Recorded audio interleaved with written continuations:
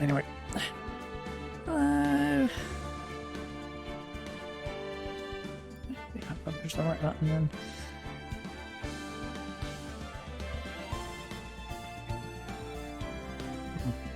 Anyway.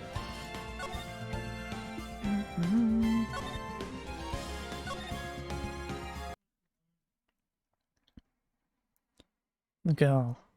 Let her go. The girl, let her go.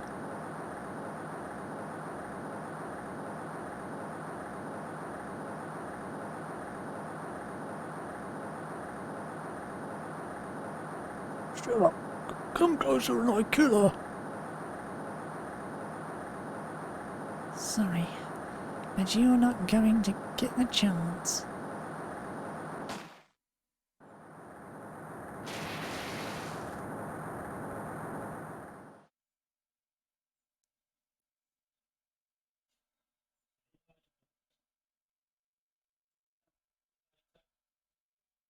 I'm reading through the file of an old court case. It was the first case of my long-time mentor, Maya Fay.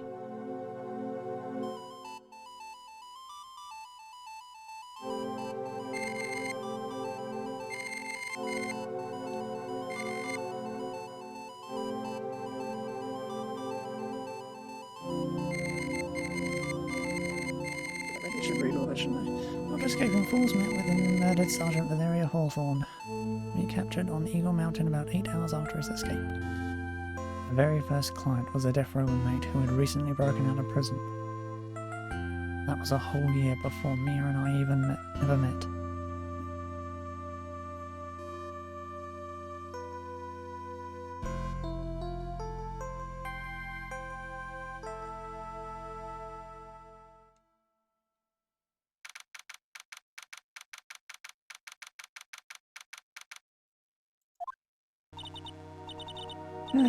I'm so nervous.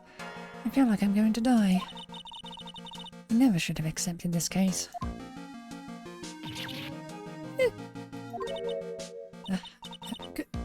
Good morning. Oh, don't be so jumpy, Mia. I didn't do nothing. I swear. I didn't kill nobody. Terry Falls, my first client. Sentenced to death 5 years ago and now a prison escape. Just relax, Mia. Make small talk and try to relax him. So why did you escape anyway? Oh God. I'm sorry. I didn't do nothing.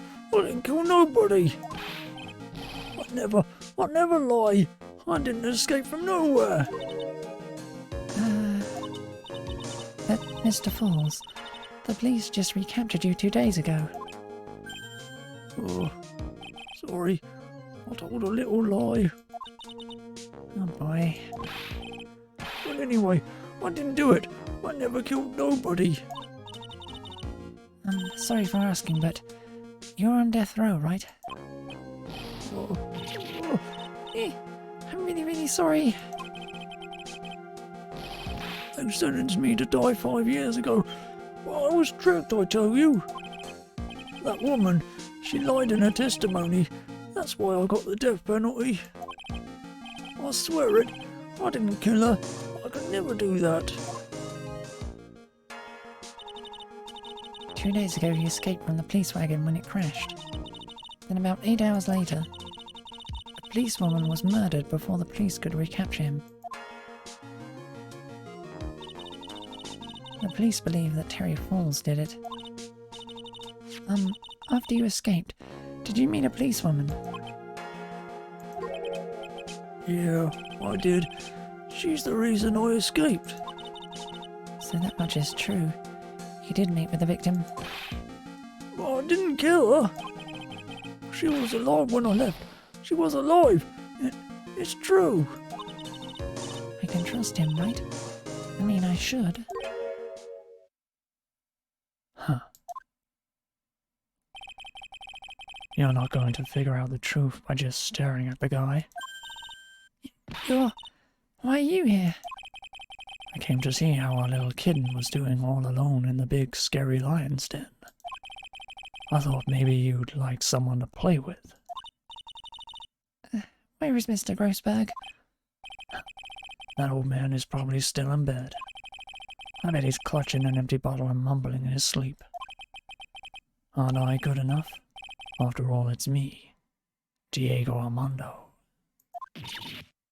I didn't say... So, Diego Armando, the finest attorney at Grossberg Law Offices, is here for me. No. You've got it all wrong. Today, you're the finest. After all, it took an amazing amount of guts to take this case. Imagine, an escaped death row convict for a first client. Yeah, thanks. I sure wish I could get out of it, though. Relax. I just heard some good news. The prosecutor for today is fresh out of his diapers as well. Really? However, unlike a certain somebody who I won't mention, he's earned the reputation as a genius since beginning his law career.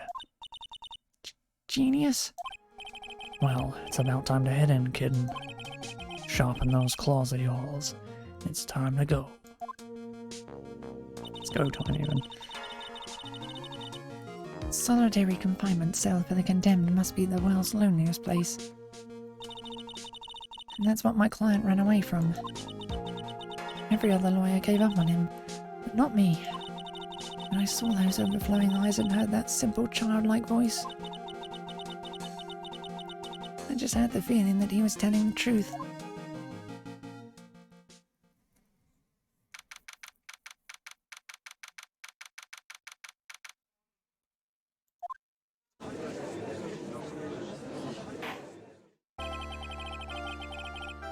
Court is now in session for the trial of Terry Falls. The defense is ready, Your Honor. The prosecution has been ready for a while, Your Honor. I understand the lawyers for both sides are newcomers. Yes, Your Honor. I'm my FA. Miles Edgeworth, Your Honor. So you're the new prosecutor everyone is talking about, eh? They say you joined the prosecutor's office at quite an early age. Not 20, Your Honor. I guess our little kitten hasn't earned herself much of a reputation yet, huh? Come on, Mia. You can't lose. Not to someone younger than you.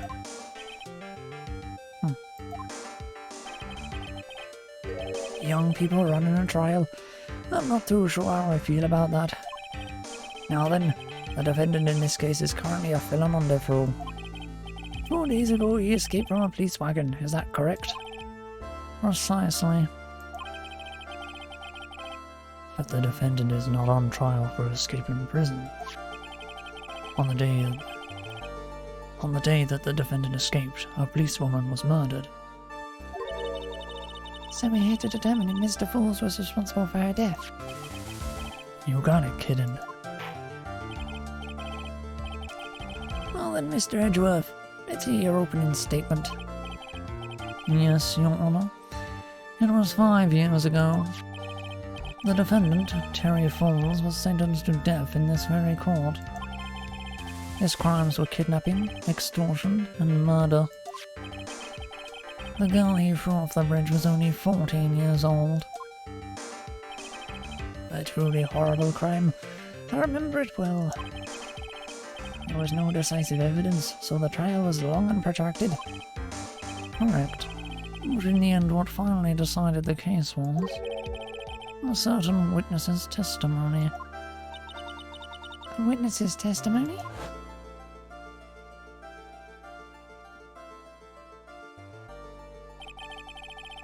The testimony of Detective Valeria Hawthorne, the person who confronted this criminal. She arrested Mr. Falls at the scene and later testified against him. She said she witnessed Mr. Falls throw his young victim into the river.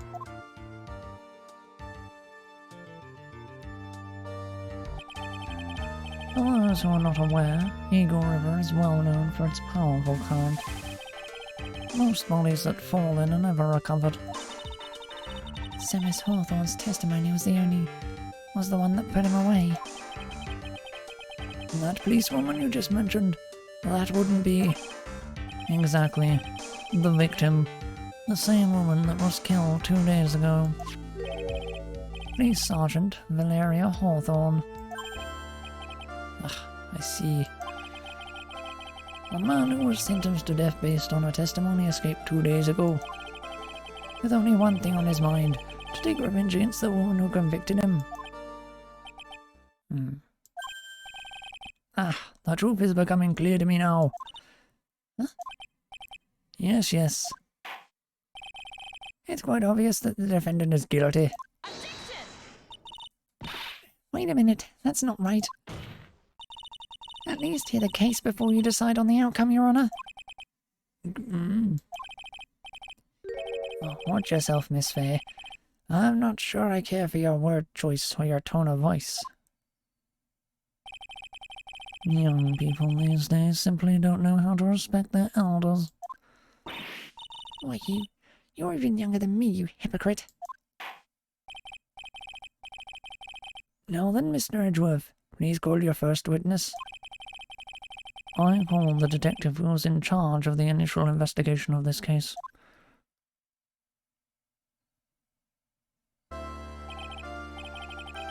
Witness, state your name and occupation. Gumshoe! Dick Gumshoe! I'm the homicide detective in charge of the case, sir. I finally got promoted to the detective division half a year ago. Don't believe anyone asked you about that. Hey, ma'am, you got any idea how much work it takes? What is it? You're really gorgeous. Excuse me? Oh, seriously, my heart, it's aching for you. Detective, pull yourself together and try to be professional. Otherwise, I'll write you up on contempt so quick that something other than your heart will ache.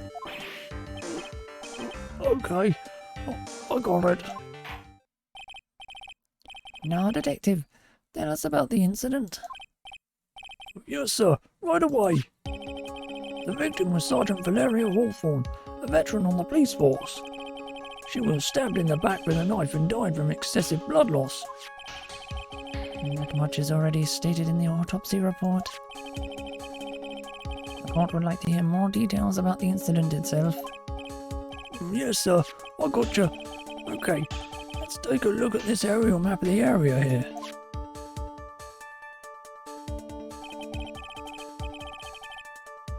This is a sketch of Dusky Bridge, an old suspension bridge.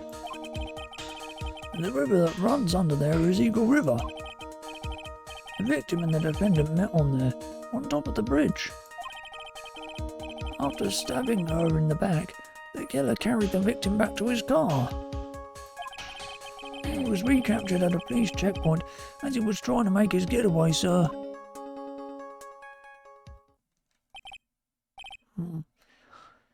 I see.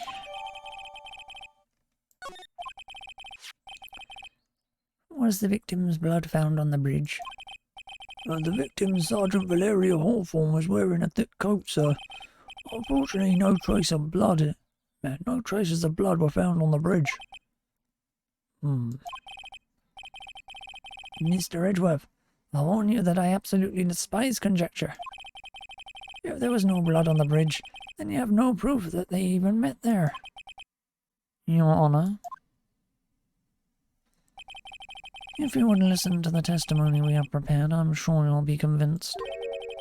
The two of them most certainly did meet on the bridge that day. Why, Mr. Edgeworth?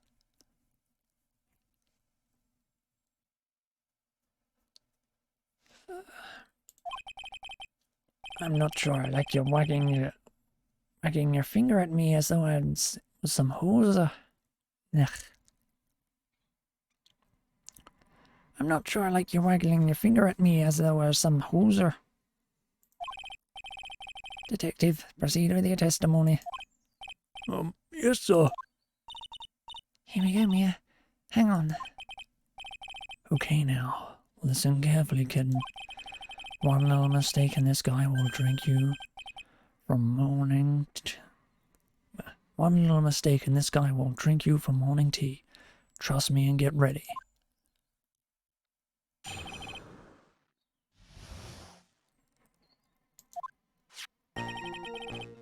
On the day of the incident, an unknown person phoned the sergeant and asked to meet. Sergeant Hawthorne went to Dusky Bridge at the designated time and met Mr. Falls. And that's where she was brutally murdered, sir. The criminal stuffed her body into his car trunk and tried to make a getaway. Mr. Falls was arrested at a police checkpoint, and we set up at the base of the mountain.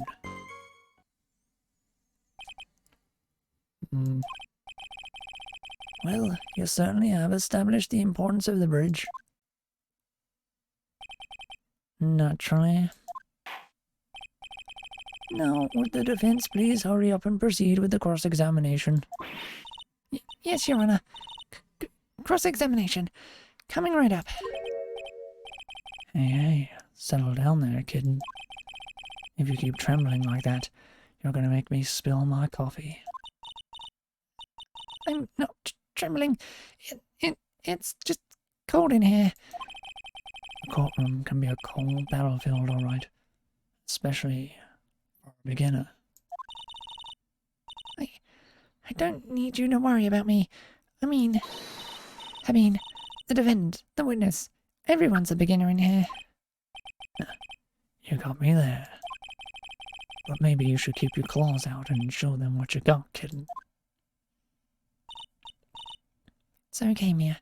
Stay calm. Just remember those court procedure videos you stayed up all late last night watching.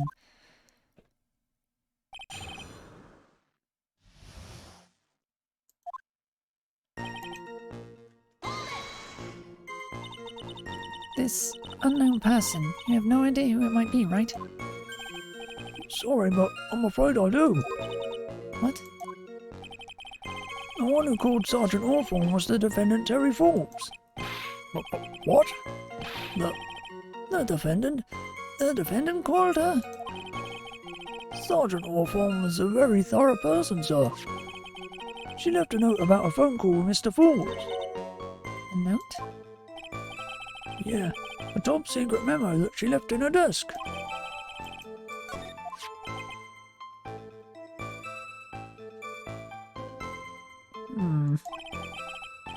According to this note, it seems the one who called her to the bridge was indeed the defendant, Terry Falls.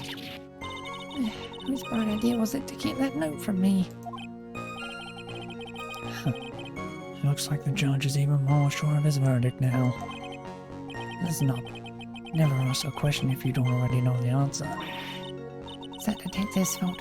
He's the one that said unknown person. Hey now, don't make that face at me. I just said it that way because the prosecutor told me to. Was that a trap? With that cute face, I didn't expect him to be so sneaky.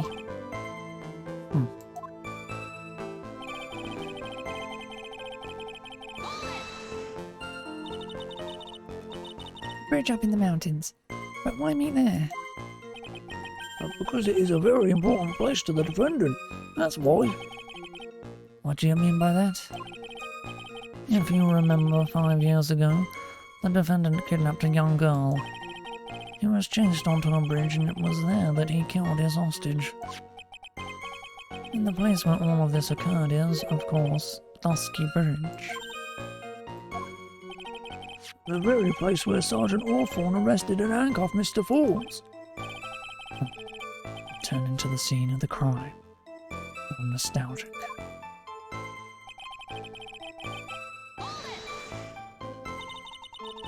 Was the body of the victim discovered right away? Yeah, we were really on the ball. We found the criminal within 1 hour of the murder. It was great. We even got to say, "Don't move, we got you surrounded." Wait a second.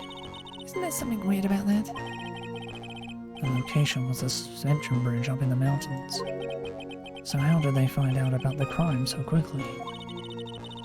Sergeant Hawthorne must have mentioned the phone call to someone else, right? If that's what happened, then she wouldn't have been killed. She never mentioned the phone call from Mr. Falls, but he left a note on our desk about it. If only I had noticed it earlier, maybe she'd still be alive. I wonder why she didn't mention the phone call to anyone.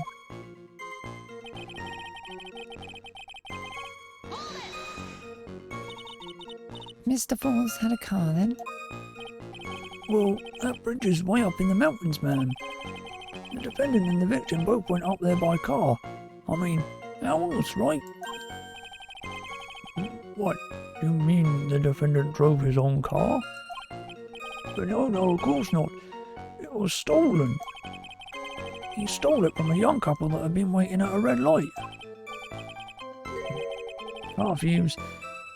I'm not sure how I feel about car thieves. Is this guy sure about how he feels about anything? This is a photo of the stolen car's trunk.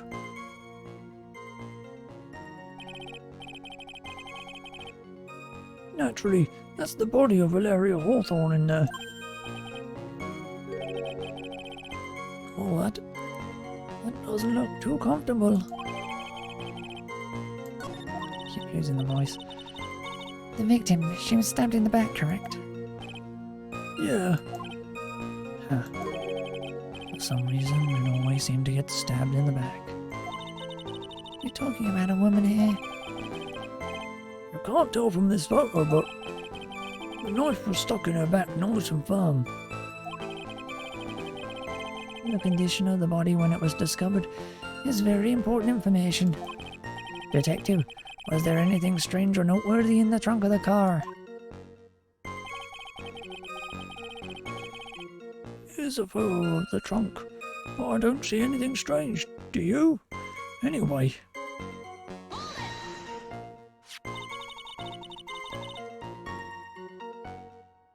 What did the defendant have to say about this photo? What he always says, ma'am. I didn't do it. I didn't do nothing. That's all he says. Nothing. I wouldn't say it. I wouldn't say he did nothing. At the very least, we know he stole a car. It's just what he always says, Your Honour. And then he always says,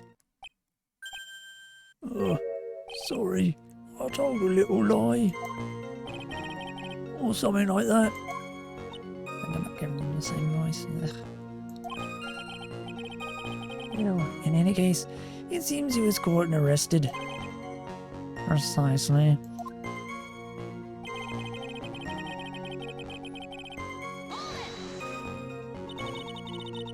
That certainly is some impressive police work. Well, no. Actually, it was way too close for comfort. We set up that checkpoint just after 5 PM. We figured that Mr. Falls might try to run. What do you mean it was too close for comfort? The two of them arranged to meet at 4:30 PM. And it takes approximately 30 minutes to go from the bridge to the checkpoint. That was kind of close. Any later and Mr. Falls could have slipped right by. Listen up, kitten. There's a big trap waiting for you in that testimony. A trap? Walk into it carelessly, and it'll leave more than just a flesh wound. Fun, huh? No, it's not. Well, if you want to have any chance at all, you better get some more information. And if you're going to get caught in a trap, it's best to get caught early. You can always look for contradictions afterwards. The ever famous contradictions. Sure, if we can find some of those.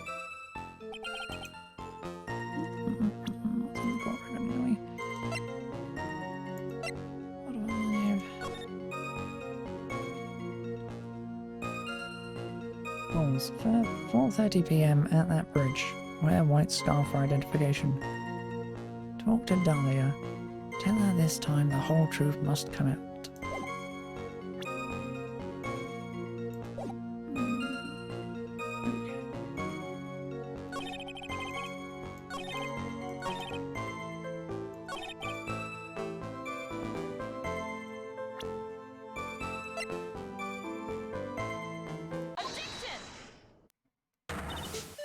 Witness?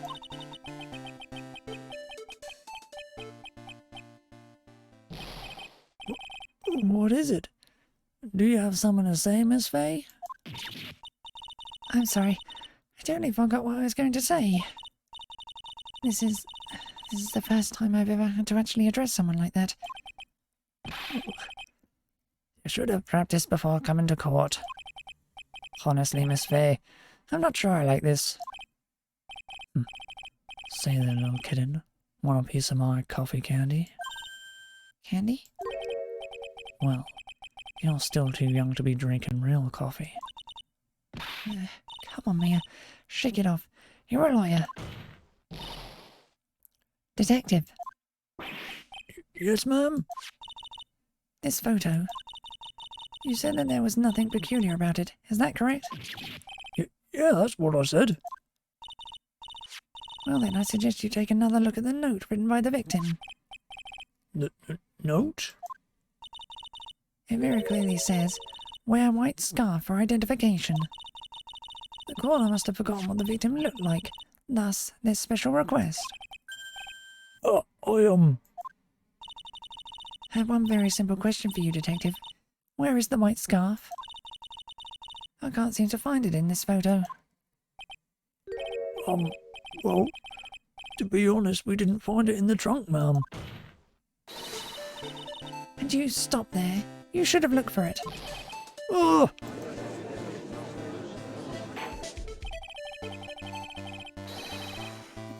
The caller told her to wear it to identify herself, so I'd expect she did just that. Well, Mr. Edgeworth, what do you have to say about this? I see the defense is a little lacking. The scarf you're searching so desperately for. Is it this one, by chance? Where did you find that, sir? On Dusky Bridge. I was there first and decided to conduct my own investigation. Why? Why didn't you tell me? I made a decision to keep all pieces of evidence in my personal satchel. It's the safest place I know. That hotshot sure has a flair for the dramatic. It's not exactly white as the caller requested, but as you can see, it's close enough for what it was intended for. Looks like it spent some time in the mud. Not surprising. It was drizzling on the mountain that day. Prosecutor Edgeworth, he was intentionally hiding that scarf the whole time. The court will accept the scarf into evidence. Now, if the attorney for the defense is finished embarrassing herself, I'd like to move on with the testimony. That is all right with you, isn't it, Miss Fay? Boy, would I like to wrap this scarf around his marmy little neck. Very good. Now, if we're done with this mud-covered scarf business, the prosecution moves to establish conclusively, and with hard evidence, that Miss Hawthorne and Mr. Falls did indeed meet on that bridge that day. Further, we will show exactly what occurred there. That sounds quite promising. I can't wait to hear all about it. Everything is moving at his whim. Don't forget, kitten. There's a reason why everyone considers this kid a genius. Genius, huh?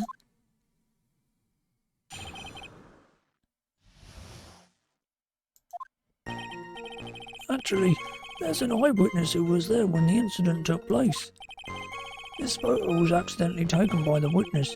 It shows the Vic wearing the scarf, sir. It was drizzling that day, unfortunately. It's a little hard to see what's going on. Anyway, the criminal shoved the victim down from behind and stabbed her in the back. That must have been when the scarf fell off.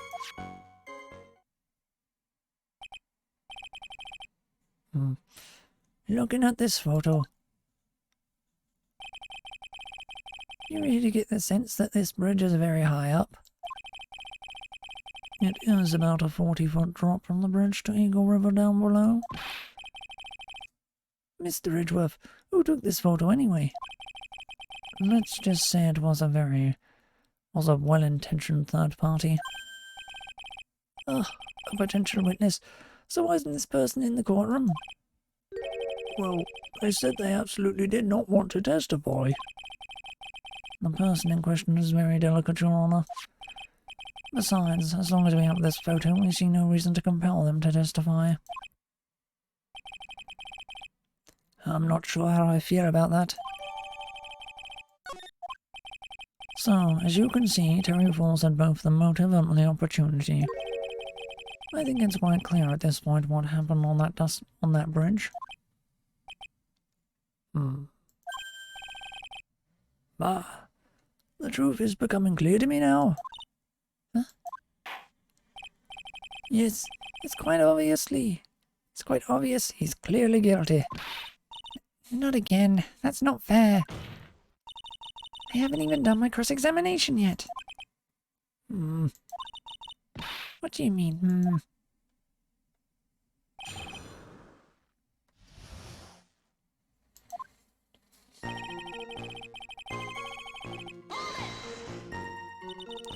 Who is this eyewitness? Oh, she's a college student. Female college student? That's right, meaning she's female and a college student, ma'am. She doesn't do well in front of other people, so I came to testify for her. Maybe so, but as the attorney for the defence, I have the right to cross-examine her. For the time being, we're not relying on the witness's statements. That is all. What is that supposed to mean? The prosecution has other, more decisive evidence. Our case doesn't rest on the vague testimony of a female college student. A female college student, eh? It means she's female and a college student, sir. If you absolutely must hear her testimony, you'll have to give us a good reason why. Please tell us about the more decisive evidence in question.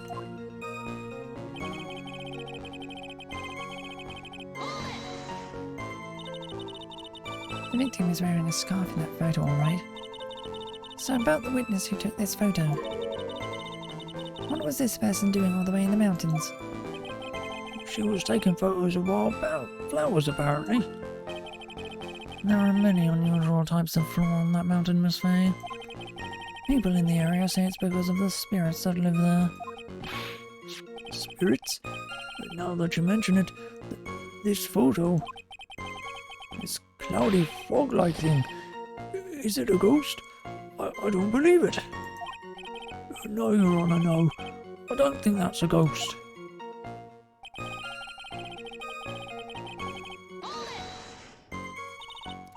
Drizzling, huh? That's right. There was a light rain coming down. The whole place was dreary. But not as dreary as the moon that's in this courtroom right now. Oh, looks like a cold front just moved in. In any case, the point is that the area was quite damp. There was even some fog. I even slipped and fell when I was on the bridge. It was really something.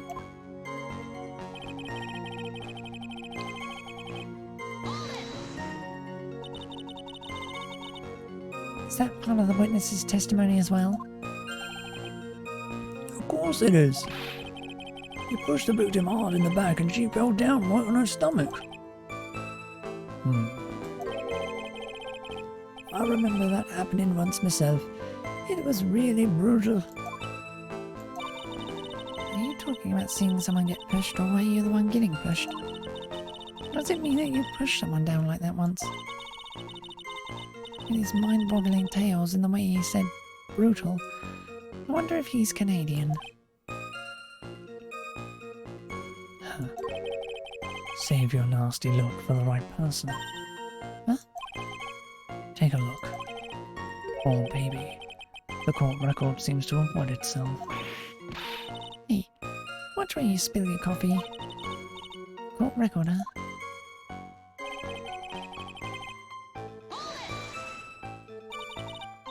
So in other words, there was a struggle between the criminal and the victim, huh? Well, that's what the witness said. Well, it looks like she didn't remember about the scarf. But from what she said, it sounded like a pretty violent fight, ma'am. The area was wet from rain. The bridge was probably wet too. Which would explain why the scarf was all covered in mud, but... there's something about this testimony that's still bothering me. Hey, talk about a surprise. I had no idea there was a photo. So what do I do? You really still believe him? Mr. Crybaby, I mean. Of course I do. So the little kitten believes in fairy tales, huh? In that case, the answer is obvious. If what you believe is the truth, then that means that somewhere hidden in that testimony is a contradiction. One huge contradiction waiting to be discovered. That's your chance.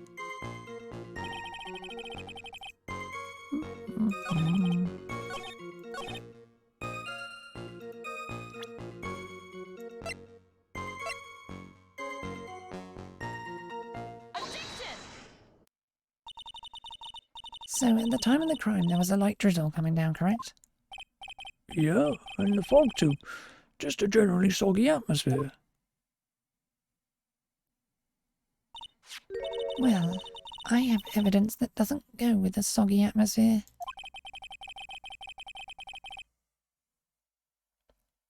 Well, this is a photo of the victim's body that was found in the car trunk. Keep trying to do the other judge's voice. Considering the conditions at the scene of the crime, something isn't right. Well, by all means, please enlighten us as to what isn't right. What is it about this photo of the trunk that doesn't fit with the conditions that day?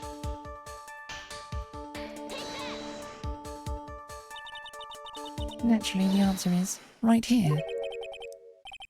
The victim's coat? As far as I can see, there's nothing strange about it. That's exactly what's strange. Recall the testimony. What were the conditions on the bridge that day? It was drizzling and foggy. Dusky bridge was all wet. The victim really had fallen down on her stomach on top of the bridge. Then the front of her coat should have been covered in mud. That's exactly right.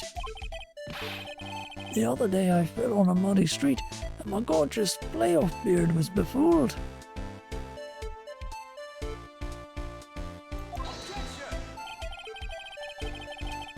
I do admit that the crime scene was quite wet that day. However, that doesn't mean that the top of the bridge itself was muddy. If you're not falling in the shower instead of on a muddy street, your glorious hockey beard, pride of the legal league, would be wet but not muddy. Fortunately, I have yet to test that. Still, your point is well taken. Can you prove that the surface of the bridge was muddy that day? The surface of the bridge, huh? A real man wouldn't stand for a taunt like that. Neither would a real woman. Of course I can. Here is the evidence that proves the surface of the bridge was muddy.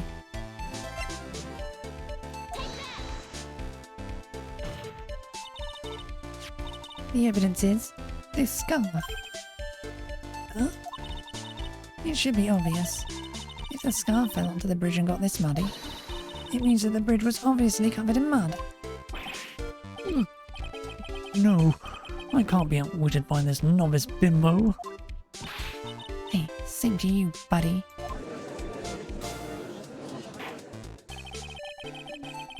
Miss Faye's assertion makes perfect sense to me.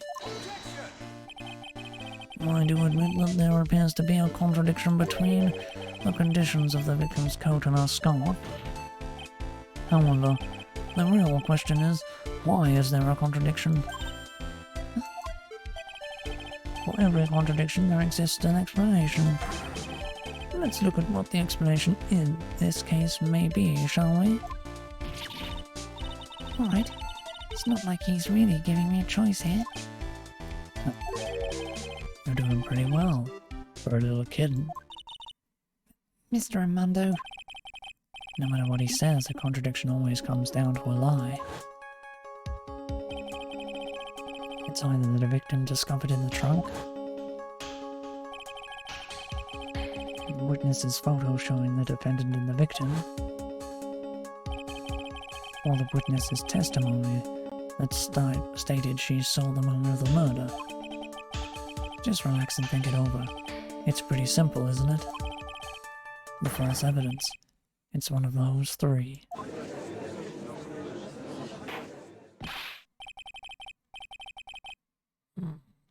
What you said just now, I'm not... What you said just now, I'm not sure I like it. That wasn't me, Your Honor. It was the coffee aficionado over here that said it. This court is not in the habit of accepting false evidence, you know. Blame it on him, Your Honor. He's the one trying to slip false evidence into court. We won't let him. We'll expose his evidence as the flimsy scam it really is. Yes. The false evidence in this case is the...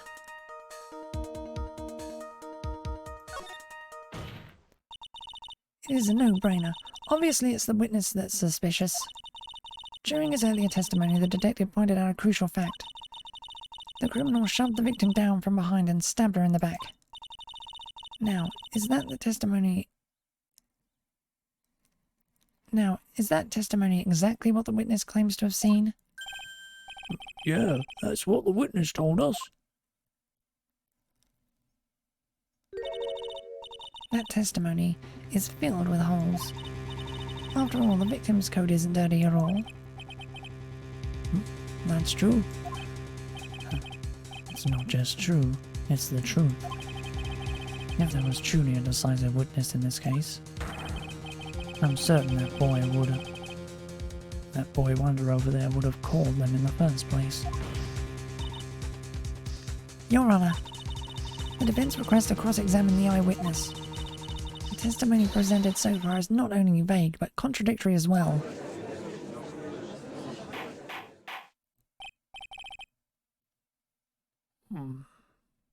Well, Mr. Edgeworth, it appears that we'll need to hear from your mystery witness after all. You should brace yourself for the brutal truth. Your Honor, the prosecution has no intention of hiding the witness from the court.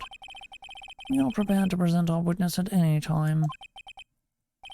Very well. Please bring forth your witness at this time. What Mr. Edgeworth said kind of worries me. What does he mean by the brutal truth?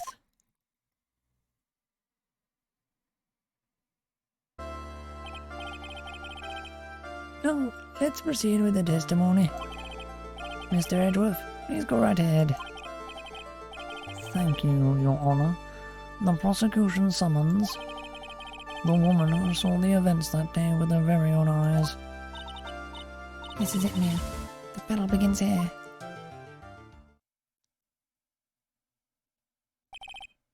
Witness, what is your name and occupation?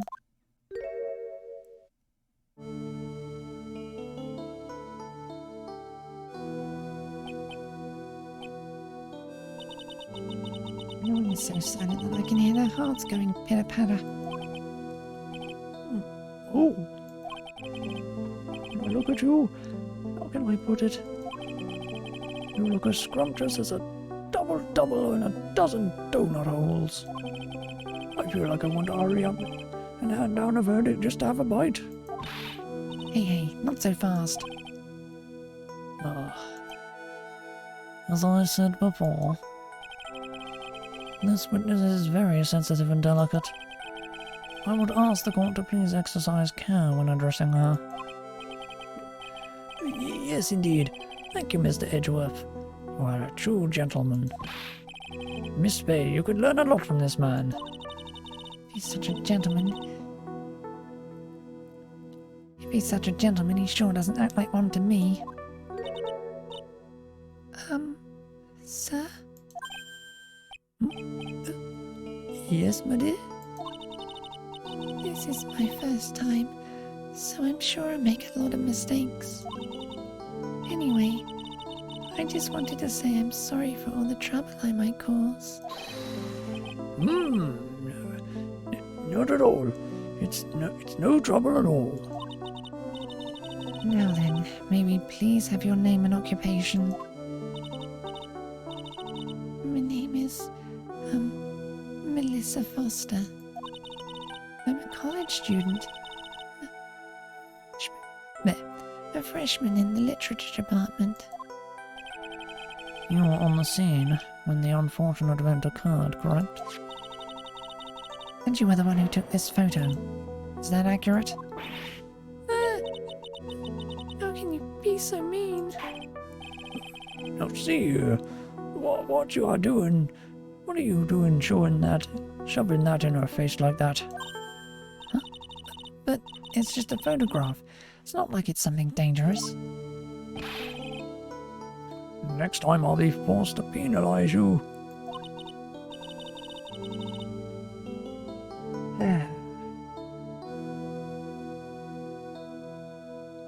Uh-oh, I don't like the turn this has taken.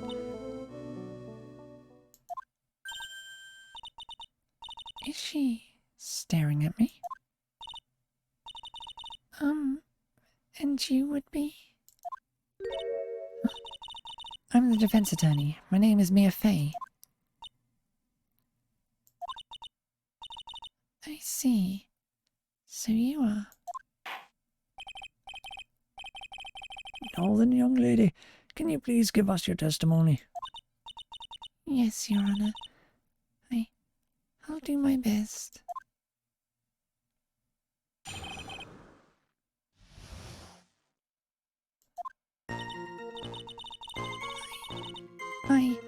I was using my camera to take some pictures of wildflowers. Then I noticed there were two people standing up on the suspension bridge. Suddenly, they just started fighting. That's when I hurried and took the photo that shows the crucial moment. And right after that, I called the police.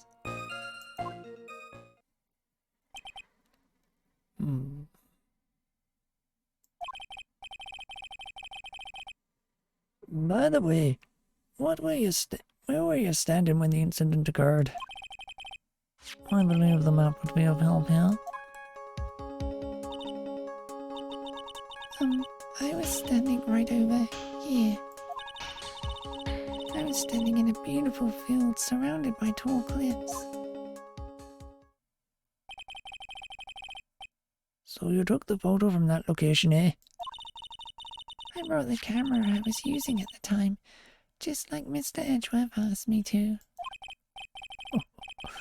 Oh, what a cute camera, just like its owner. Alright then, Miss Fay, time for your cross-examination. But I warn you, make the witness cry again and you'll feel the wrath of my gavel.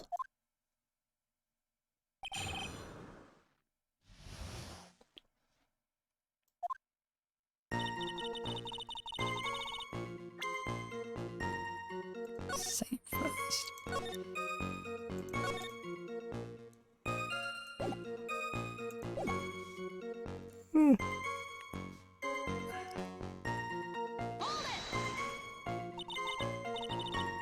Did you say wildflowers? Yes, the mountain is famous for its beautiful spring wildflowers. But it's only February. Well, I couldn't wait for spring to come. Oh, I know just how you feel. It's just like when I first started growing this glorious beard of mine. I just couldn't wait, so I wore a dyed blonde Santa beard until mine grew in properly. Would you mind if we got back to the facts of the case, Your Honor?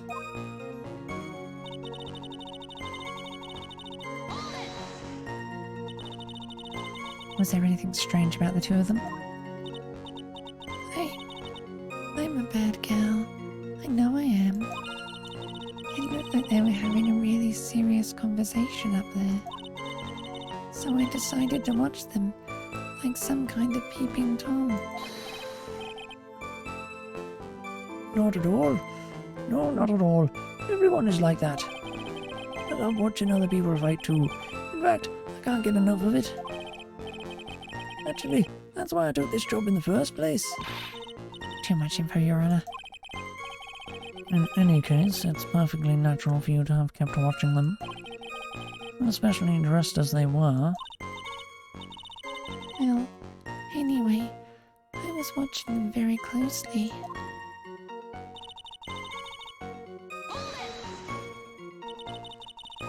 Do you have any idea what they were fighting about?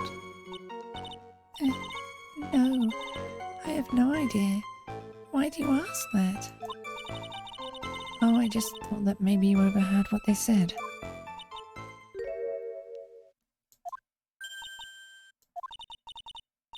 I would never eavesdrop. I've got more class than that. That's right, Miss Fay. Don't drag the witness down to your level.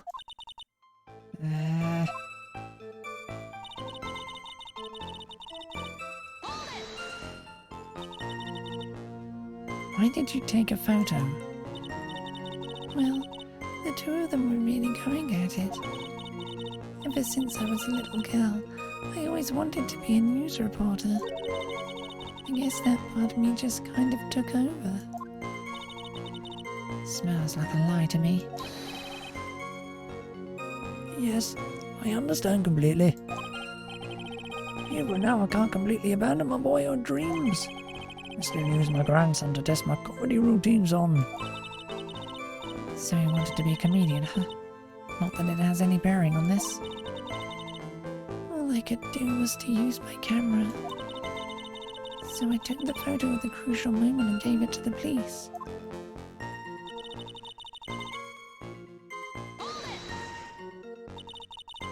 You called the police?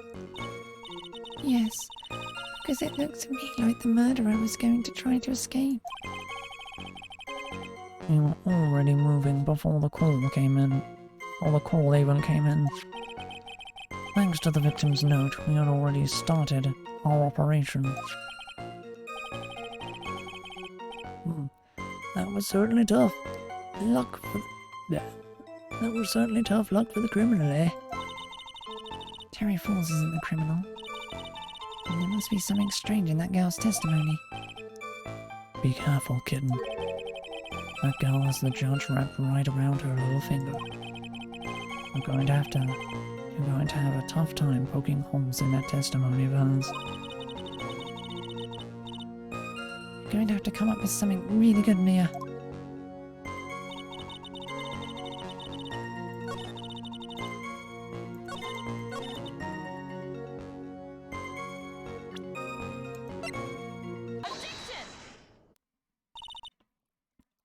Witness, when you said you took a photo of the crucial moment, is this what you meant?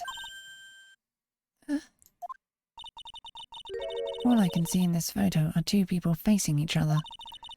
You testified that you saw the two of them starting to fight. Normally that's the kind of thing we would refer to as a crucial moment. Why haven't you presented a photo like that? Well, you see... The photo we presented was the only one there was.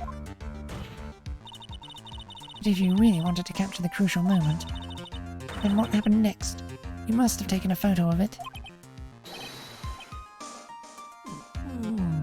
No!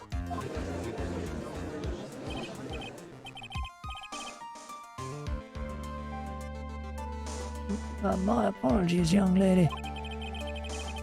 But Miss Fay's assertion is not without a certain amount of merit. He can certainly downplay a situation, can't he? I'm sorry. I'm a very bad girl. I used it all up. The film, I mean.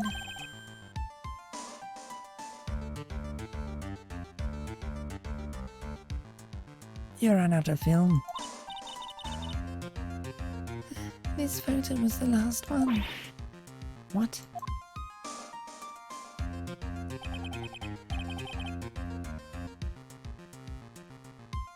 Unfortunately, that is the truth. I personally examined all of the photographs she took that day. All the other photos are of the witness herself, playing among the wildflowers. The witness herself? And who took the photos? Well, you see, my camera has a timer feature built into it. So you took photos of yourself? I remember taking some photos of myself once too. Please, no details. Seems that Miss Faye's assertion was not so decisive after all. Wait, just a minute. Well, if she had no film left, she couldn't very well take more pictures, eh? Miss Foster, perhaps then you could tell us about a different sort of photo. Photos of the incident that you took with your very own eyes. Mr. Edgeworth, you're quite the poet. Very well then, let's get back to the cross-examination. Let's hear your thoughts on the fight that you witnessed. Yes, Mr. Judge. Boy, this guy is really a sucker for sweet talk. Looks like the other kitten in the room is the one that's getting all the attention. Yeah, it's sickening.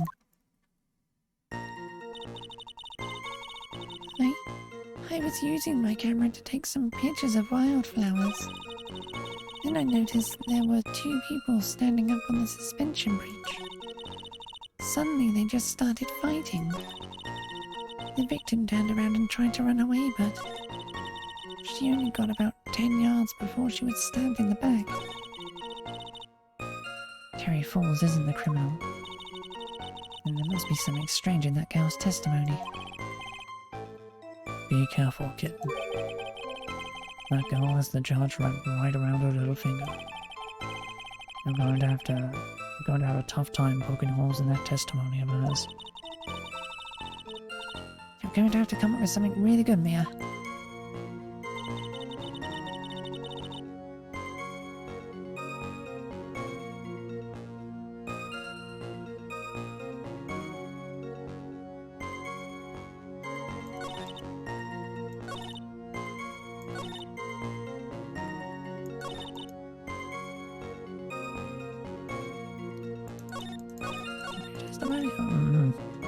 Press everything first.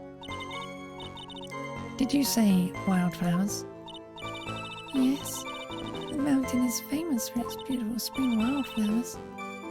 Any February yet?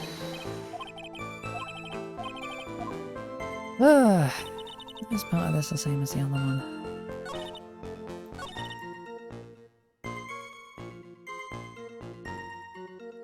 Victim turned around and tried to run away, but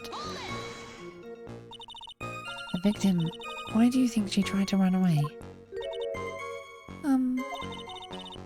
With her police training, she certainly knew better than to turn her back on a criminal. This was a large, powerful man with a knife. If it had been a quaggy woman like you, I'm sure she would have acted differently. Quaggy? Why you? If it had been me, I probably would have jumped into the river. There's still something wrong with this testimony.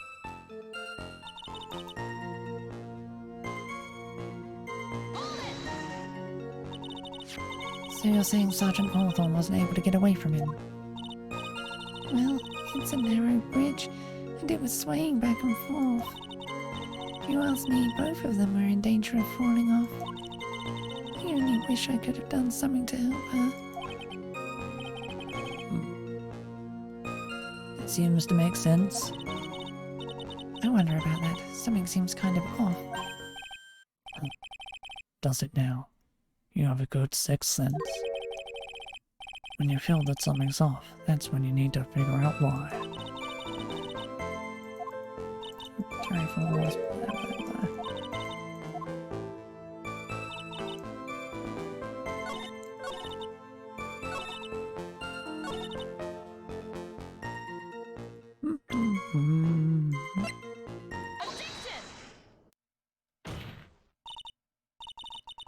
Witness, your testimony is a joke. Huh? What? But I just... Miss Fay, I thought I warned you not to make the witness cry. One short testimony and two bad contradictions.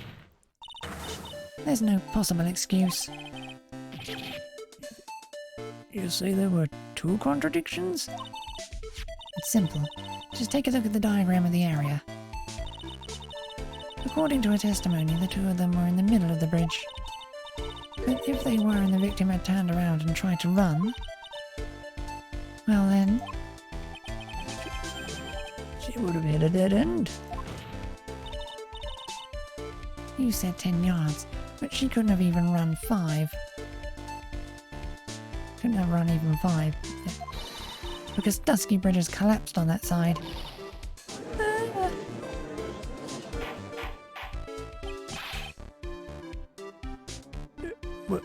What does all this mean? It's very simple, Your Honor. This charming little witness told a charming little lie. That's all there is to it.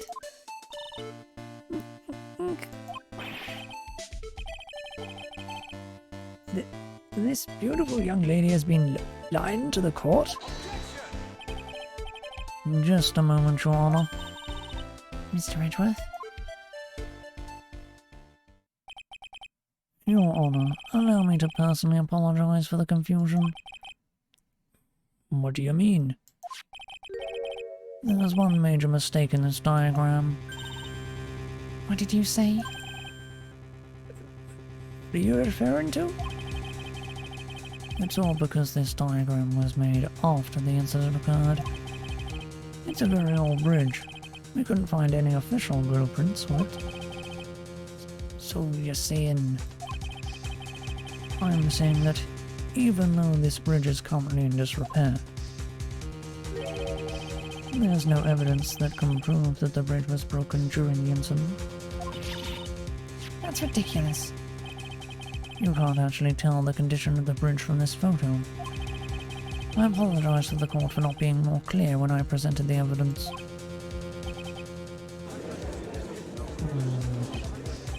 That guy is good. Huh? What do you mean? He planned it from the beginning. He's a genius, alright. The diagram of the bridge was his insurance policy. What? That coward. Well, Miss Fay, it seems you've once again made a reckless accusation. I'm so sorry. I should have been more careful myself. No. It wasn't your fault at all. Now then, shall we go on with the trial? I'd like to establish once and for all what it was that the witness actually saw. Indeed. Alright, young lady. May I ask you to please proceed with your testimony? But it's so hard to go on. We're all on your side, Miss Foster. There's no need to worry. Just tell us what you saw. Yes, sir.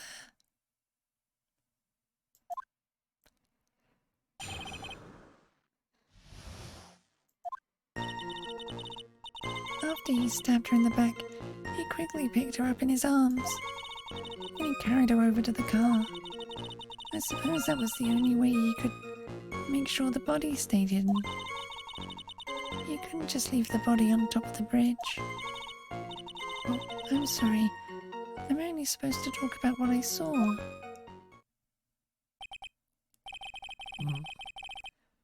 Witnessing such violence must have been difficult. Yes, sir. I'm still shaken up. If he accepts this testimony as it is, we're finished. Don't say that. Oh well, Maybe I'll stop off at my favorite cafe on the way home. They make a really great mocha latte. This trial isn't over yet. That's what I like to hear. Right, Miss Fay. Your cross-examination, if you please. The contradiction is staring you right in the face, Mia. Go on the attack.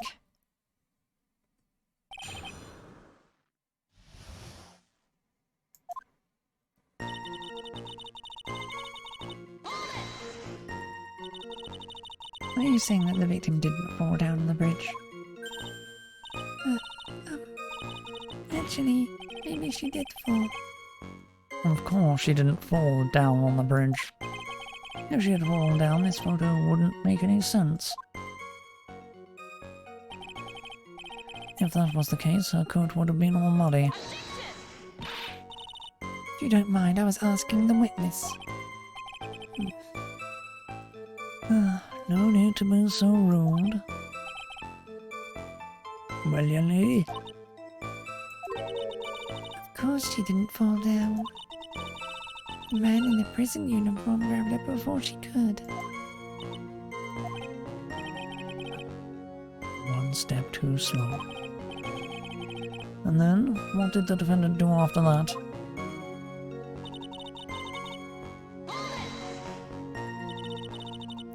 You personally witnessed that? Yes. Did anything strange happen when he did that?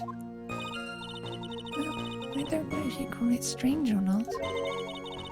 That's when the victim's scarf fell off.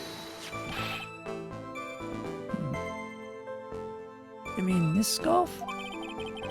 Words match what we found at the scene. I don't see any problem.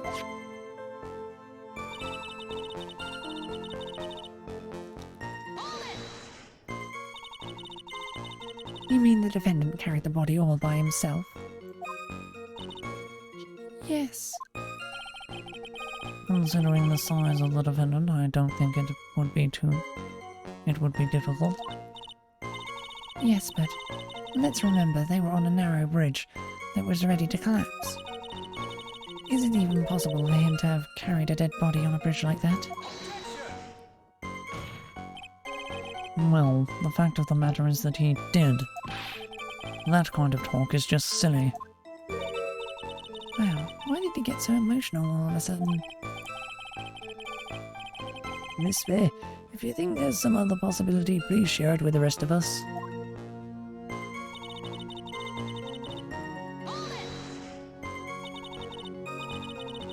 Why do you say that? It's already a broken down bridge, hidden away in the mountains. Doing anything more to hide the corpse would be going overboard, wouldn't it? Yes, but that mountain is famous among hikers. A surprising number of people go up there. It's February, right? And it was raining that day, correct? There is also a small temple and channeling dojo there. You know those monks? They just love cold, isolated places. I think the witness is trying to say that the corpse could have been found at any time. Besides, the witness is merely reporting what she witnessed with her own eyes.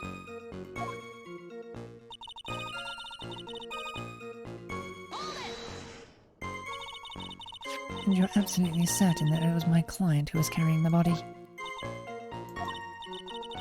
Well, he was wearing a prisoner's uniform, but as for his face... So you're saying you didn't get a clear look at his face? Well, they were far away and it was raining as well. I thought I was only supposed to say exactly what I saw. Excellent. You're a remarkably honest woman, young woman. Something about this testimony is bothering me, but what? Hey, kitten. Have you ever put salt in your coffee? No, why would I? Why not? It may actually go better with coffee than sugar, right? Listen, my point is, if you're not sure, you might as well add a ton of salt to it. It might bring out the rust in something, like a piece of evidence. He's right, Mia. Go present something. You got nothing to lose. By the way, I wouldn't put salt in my coffee. The two don't go well after all.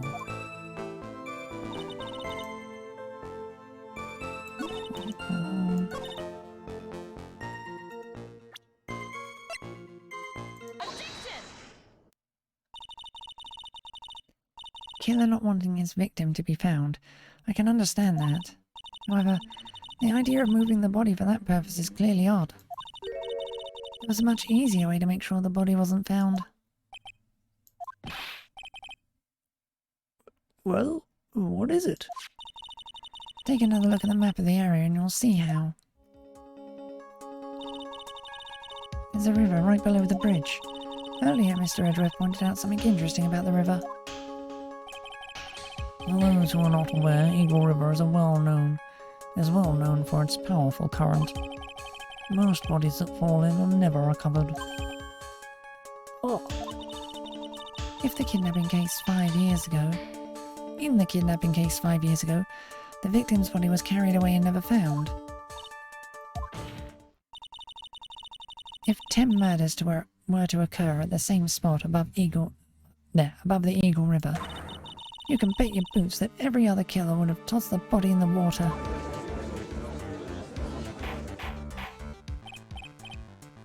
Order! Order! Order! Not sure if I care for the way you put that, Miss Fair. But I must admit, it does seem odd not to have thrown the body into the river. Well, Mr. Edgeworth? How sad. Perhaps Miss Faye would do well to try taking a dip in the river herself. After all, you claim to be such an expert in the ways of nature. What are you talking about? My point is that no matter how odd you may find the killer's method of body disposal, the fact is that this is what the killer did. None of your arguments have anything to do with what the witness saw. Quite true. Miss Faye, it seems that your assertion is without merit after all. But what the witness claims to have seen is totally ridiculous. Surely you can't deny that the body was found in the trunk of the car. That's certainly consistent with what the witness has told us. Please, witness, go on with your testimony. I'll try. All you have to do is tell us only what you saw. Otherwise the mean lady might yell at you again. Who is he talking about? All right, I'll do my best.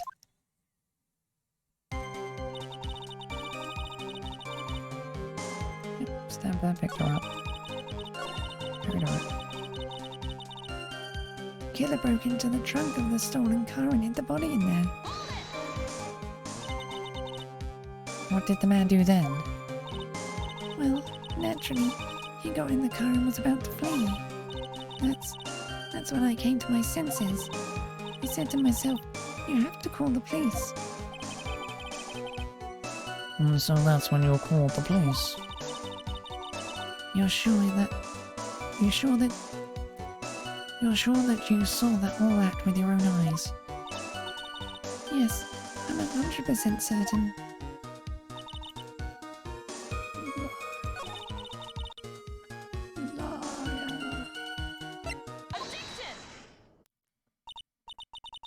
Well, Miss Foster, it looks like you've done it this time. Done what? Made a crucial mistake. A crucial mistake? Like what, Miss Faye? The killer broke into the trunk of the stolen car and hid the body in there. You're saying you saw that, right? With your very own eyes? Yes, and? It's simple, Miss Foster. Take a look at the diagram. The place you claim to have taken the photo from that day is here. Do you see what I mean? Even if you tried to see the car, this outcropping of rock is directly in the way. That's right, Miss Foster. From where you were standing, you could not have possibly seen the killer's car. I admit that the diagram shows a large outcropping of rock. However, it isn't so tall that it would stop her from seeing the car. That's right. It's not high at all. I was able to see his car just fine. I'm so sorry, but that just doesn't wash. I believe it was the witness who presented this as evidence to the court, yes? This is the location that the photo was taken from. Your own photo tells the whole story. You can clearly see the left side of the bridge. But the outcropping that is being referred to is really more like a cliff. Ah, Your view should have been completely cut off by this cliff. But still you claim to have been able to see the killer's car.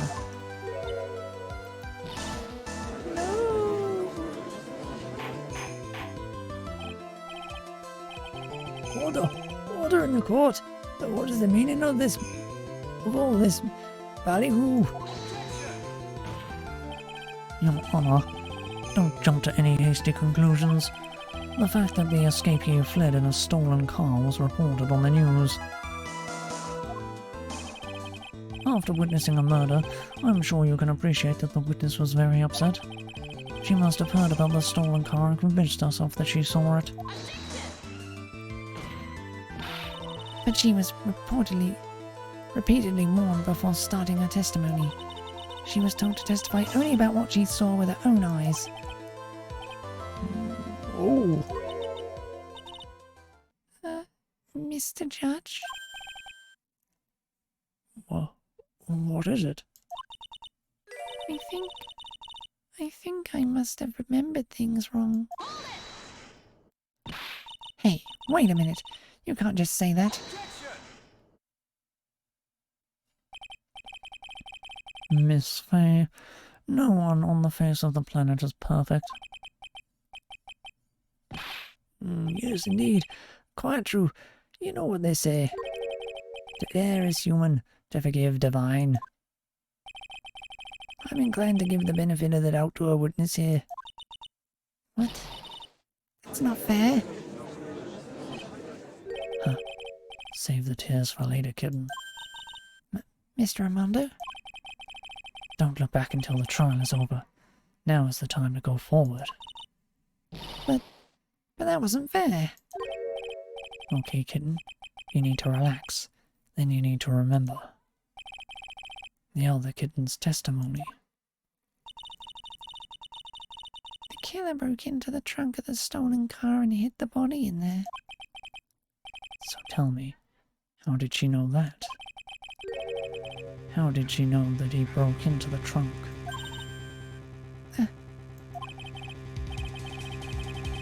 Well, Miss Foster, until you can explain how you knew that, you're going to have a lot of very suspicious people on this side of the courtroom. Well, witness? Well, I'm certain that he broke into the trunk. Because there were marks left on the trunk lid. I'm certain there were scratch marks from when he broke into it. What? Let me see that photo. It's true. He certainly looked like scratch marks around the keyhole. It's obvious that this trunk had been broken open. Well, Miss Fay, are you satisfied? The judge is on her side. Can't make any mistakes here. What she just said, is there a contradiction in there somewhere?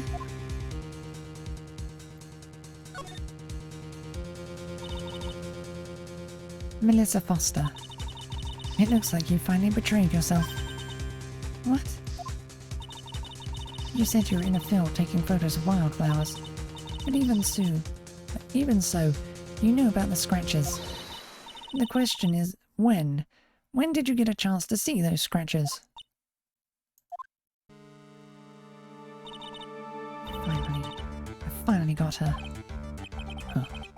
I'm getting pretty tired of waiting over here. And then perhaps it would be faster if Miss Fay explained herself. Your Honor, there's only one possible explanation. The reason the witness had seen the scratches was...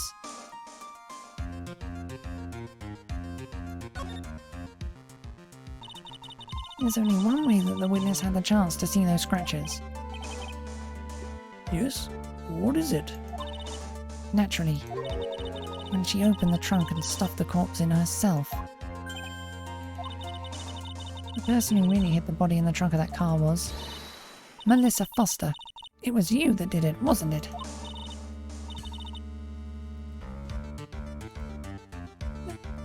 That's ridiculous. I could never. It was the man in the prison garb. He's the one that... I don't think so, Miss Foster. If Mr. Falls had been the one that put the corpse in the trunk, he would have simply used the car key. There was no need to break it open. But he stole the car. He stole it from a young couple that had been waiting at a red light, which means that the key would have still been in the ignition. Oh, I see.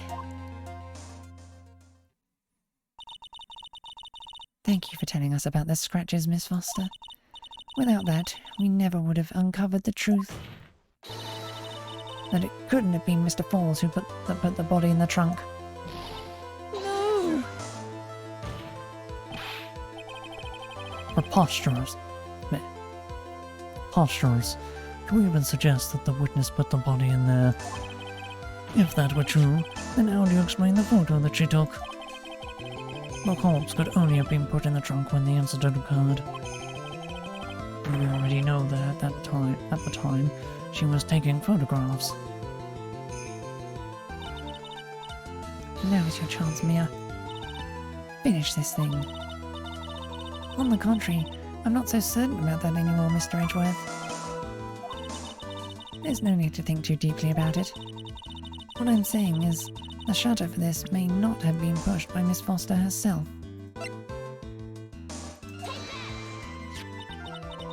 Let's take another look at this camera and see what features it has, shall we? It has a timer built into it, even a mini tripod.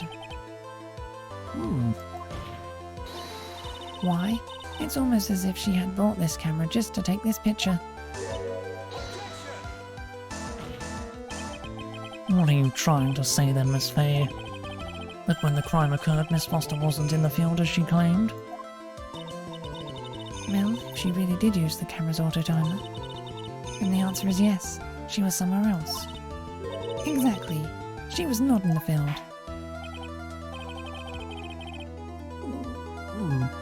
Would the defense please explain further? Listen, this is a crucial point. Where was Miss Foster when the incident occurred? In answering that question, we'll also make clear Miss Foster's true identity. Well then, please answer this question.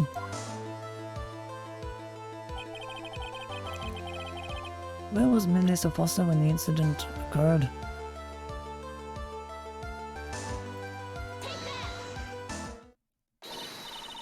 Naturally, the witness was right here. But that's where the victim, Miss Hawthorne, was standing. Order! Order! Order! Miss Fay, what on earth? Your Honor, if I may. After parting with the victim on the bridge, the defendant fled by car. But this would mean that there was no time to put the victim in the trunk. In other words, if someone put the body in the trunk, it could only have been before the defendant met the victim.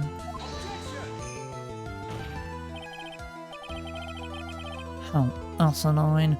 Of course Mr. Falls met with the victim.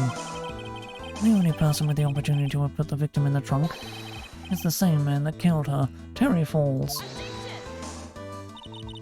You still don't understand, do you, Mr. Edgeworth? By the time the witness's photo was taken, the victim was already dead.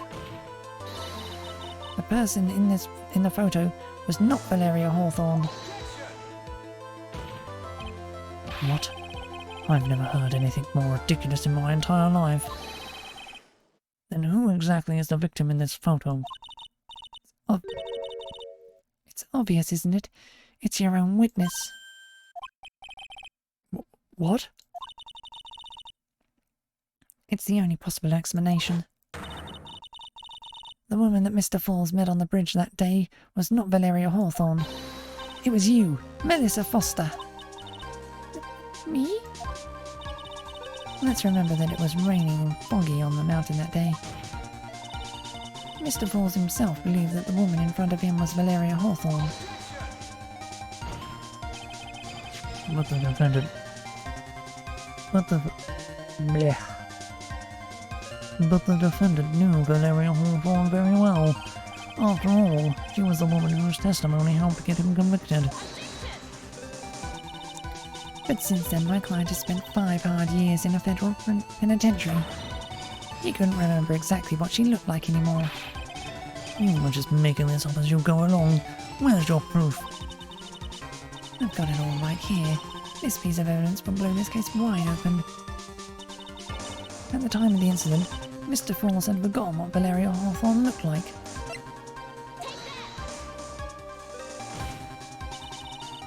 Mr. Falls had forgotten the victim's face. That's why he needed some piece of identification, namely this muddy scarf. It was Mr. Falls who requested that she wear this scarf to identify herself. That's already been proven by the note the victim left. In other words, as long as you were wearing a scarf like he asked, anyone could have pretended to be Valeria Hawthorne. Well, what do you have to say to that, Melissa Foster? No!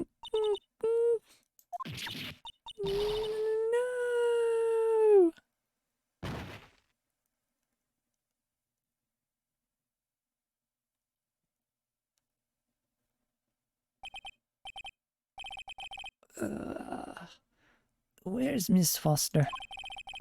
She is collecting herself in the lobby.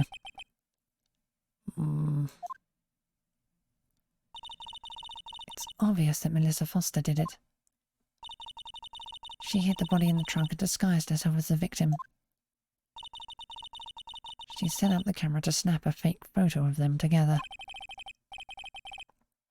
The only question is, why did she do it? Well, isn't that obvious? She's the real culprit. Well, we'll have to wait for Miss Foster to compose herself before we start again. Until then, this court is in recess.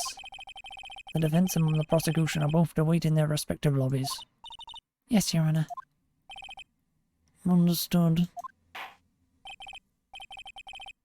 Very well. This court is in recess.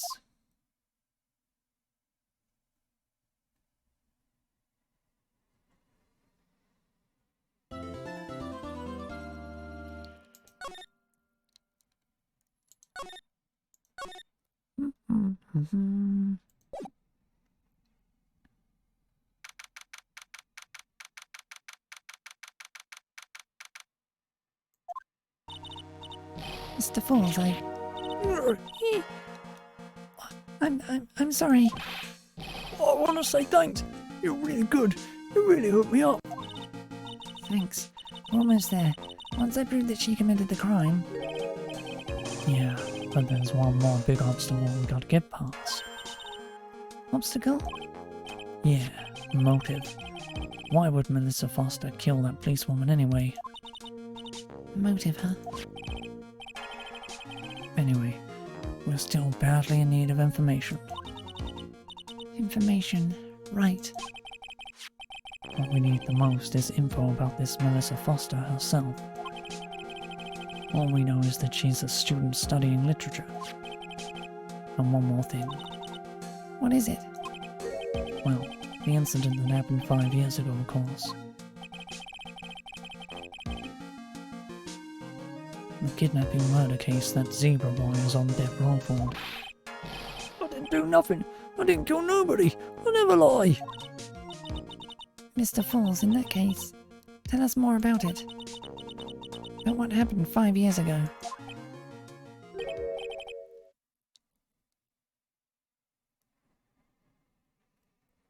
Okay, I trust you.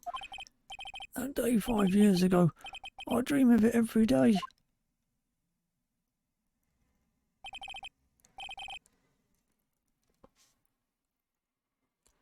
This picture, it reminds me of everything. Bridge looks same, just like then, 5 years ago. Like it could fall apart any minute. So it's been broken like that for at least 5 years. Sorry, buddy, but you sound like the one that could fall apart at any minute. It's true. I did kidnap her. 5 years ago, I kidnapped my girlfriend, Dahlia Hawthorne. Your girlfriend? Huh? Hey, hold on there. Did you say Hawthorne? The victim's last name.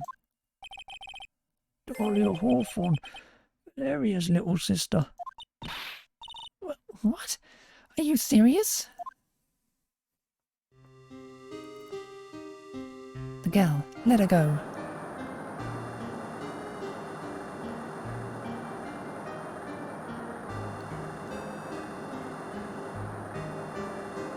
Shut up. Come closer and I kill her. Sorry, but you're not going to get the chance.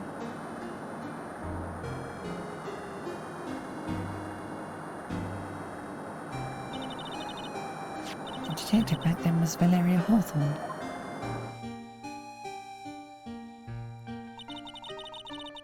At first I thought shooting someone for a kidnapping was crossing the line, but it was to protect her little sister. I can understand why she did it. Wrong. No protect sister. Valeria betrayed me. Betray us. What do you mean she betrayed you? Everything. All lies. All make-believe. Kidnapping too. Make-believe kidnapping? Dahlia. My girlfriend. My love. My teen angel. Did you actually say my teen angel? You've seen one too many soap operas. I do anything she says. Anything Dahlia says. Anything Dahlia says. Hold on a minute. What you're saying is that the kidnapping 5 years ago was planned by... Yeah, me and Dahlia. And Valeria too. Valeria was in on it? Dahlia's family rich. Jewel business. We get one jewel. That's what we thought. Me and Dahlia wrote kidnapping note. We sent her dad. Asked for $2 million diamond. Tell him make exchange on Dusky Bridge. We tell him Valerie make transfer cause she knew detective. Having a police detective in your pocket is a useful thing, alright. In the end, you were planning on splitting the 2 million 3 ways, huh? Yeah, but that woman...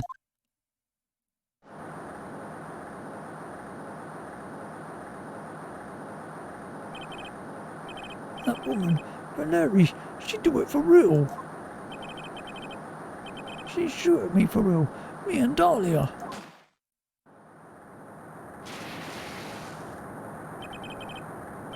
I was shot in arm. Dahlia, she jump in river.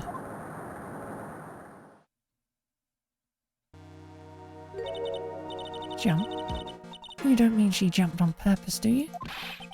I couldn't do it. I could never push her. Anyway, I blacked out.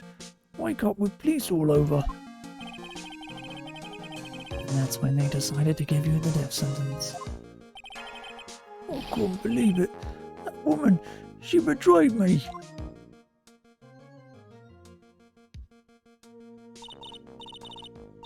That man, Terry Falls, he killed her.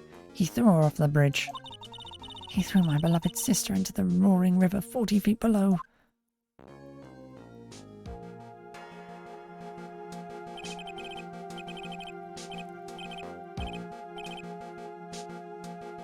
These 5 years, all I wonder is, why? Why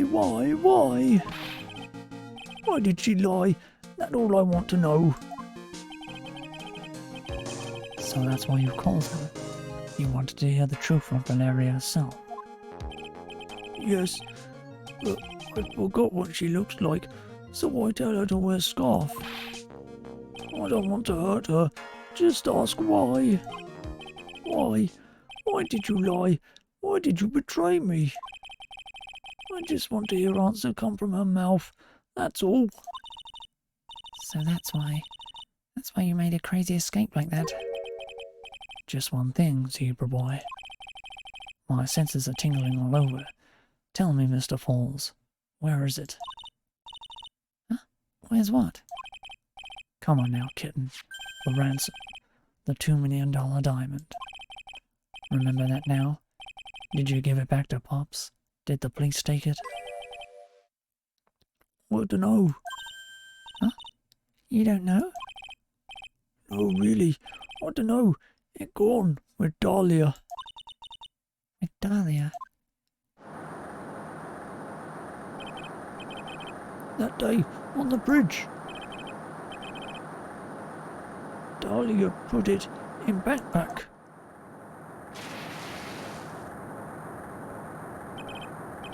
Now gone with Dahlia, gone forever.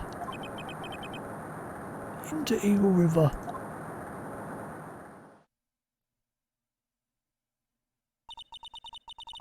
Disappeared with Dahlia, huh? Wait a minute. You can come back in now. We're about ready to go. Mr. Falls, just one more question. When you said with Dahlia, do you mean the diamond is still missing? Along with the body of Dahlia Hawthorne? Never found her. My sweet Dahlia. They never found her. Swallowed by river. Gone. Dahlia. My teen angel. You're a teen angel. How old was she anyway? Just 14. 14? I guess you were robbing cradles before diamonds. She plans a fake kidnapping and disappears into the river with a rock worth $2 million. Oh man, angels these days. Falls takes the fall and gets a one-way ticket to death row. Is Dahlia Hawthorne an angel, or is she really a... It's time, kitten. Looks like we have a few more aces up our sleeves now. You bet. Training wheels come off now, Mia. You've got to strike while the iron is hot. That's one of my rules. Remember it.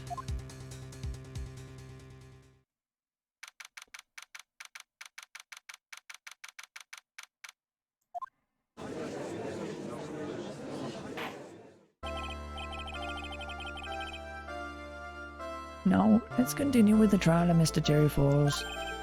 Witness, are you feeling better? Yes, Your Honor. I'll try my best.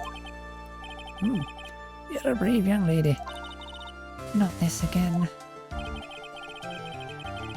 I can understand a defense lawyer wanting to get her client off the hook. However, to try to pin the crime on an innocent student is... What are you talking about? My witness is not the person on trial here. She is an innocent bystander who witnessed a violent crime. That's all. What possible reason would a girl like this have for murdering a policewoman? It's certainly hard to imagine this woman as a murderer. Motive, huh?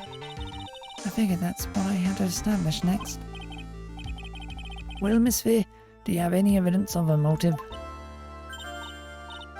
Yes, of course. I think. You're still acting as tame as a kitten. Mr. Armando? Listen, the lawyer is someone who smiles no matter how bad it gets. Smiling on the outside while your guts are twisted in knots is the mark of a pro. Maybe so, but I wish you would quit grinning at me like that. Excuse me, May I speak, Mr. Judge?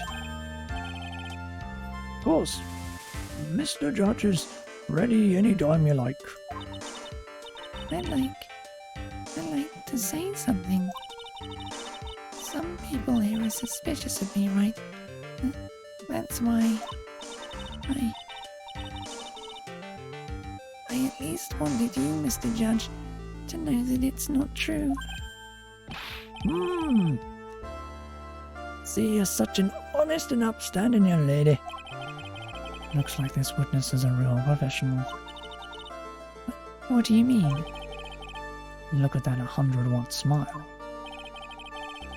Just when things are darkest for her, click, she lights right up. Very well then, let's hear what the witness has to say.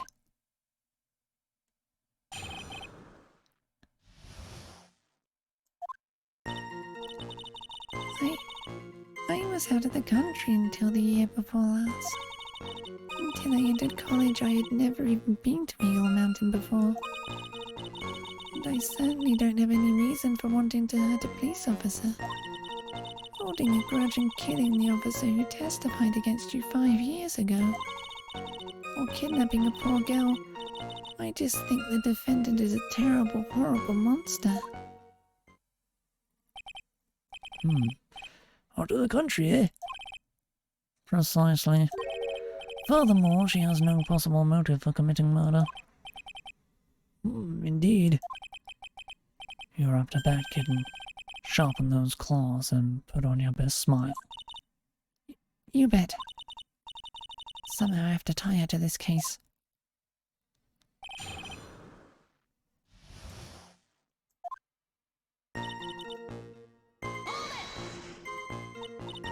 So, what country were you living in then? We were all living abroad, after my parents were killed. It was a brutal civil war. She had to try to make her way back home alone. I lost everything. I didn't even have any personal identification.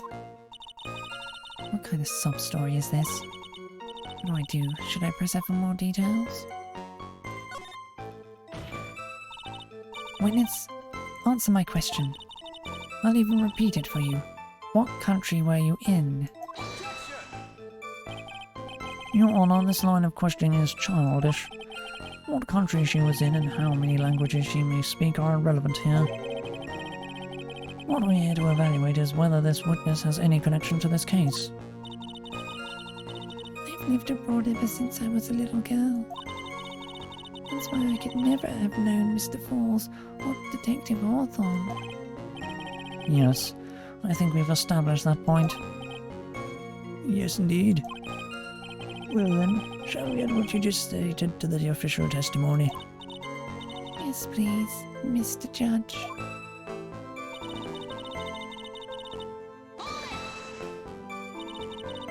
You didn't know either person. Are you certain of that? Yes. I'm afraid I'm rather shy around people.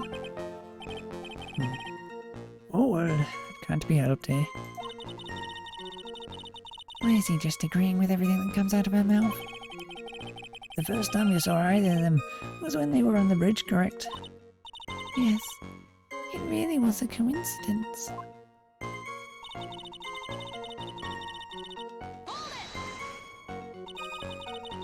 So what made you decide to go to Eagle Mountain anyway? I just love being outdoors. Picnics, hiking, you know, that sort of thing. You don't look like much of a hiker to me, but you do look like a digger of sorts. But Eagle Mountain is a 2-hour drive from here, and no trains run through there. There are plenty of mountains that are closer and easier to get to. Well, I went there once with the college hiking club. Fell in love with its stark, desolate beauty, and its cold yet romantic gloominess. Didn't know you were such a goth. By the way, what's the name of your college? The prosecution objects to any questions that involve the witness's private life. All that matters is that she is a material witness to a crime. A witness doesn't need to respond to questions that are clearly malicious in intent. Thank you. She's really gone too far. Miss Faye, you are treading on thin ice here. Hardly said anything. Talk about sensitive.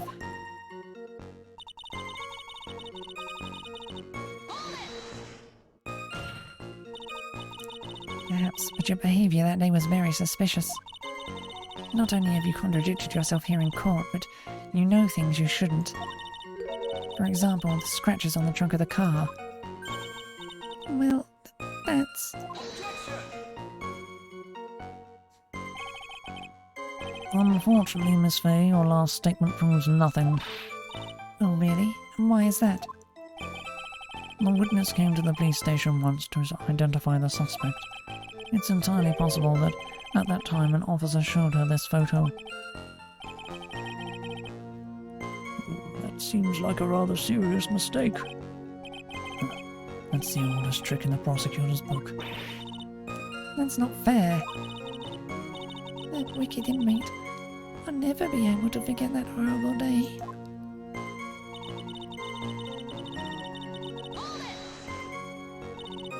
A grudge? Well, the policewoman's testimony was crucial, wasn't it? Crucial in getting the defendant sentenced to death. Yes, and that's precisely why he harbored such deep anger against her. So much anger that he forgot his own guilt. My client has always maintained that he's innocent of those charges. He seems rather forgetful. Your client, I mean. Not only did he forget about what he did, but he forgot the poor policewoman as well. What do you mean by that? Your client. He forgot what the detective looked like, right? It's too bad for her that he didn't forget about her testimony as well. Well, she's right about that. Mr. Falls is kind of forgetful. You said he forgot what the detective looked like. What do you mean by that? Well, he couldn't tell who she was without some kind of identification, right? Right. That's why the victim was wearing a scarf as identification. Why, if I had been wearing a white scarf that day, then he probably would have tried to kill me. That's true. He's clearly a better man.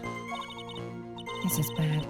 Mr. Fool's reputation is getting worse and worse.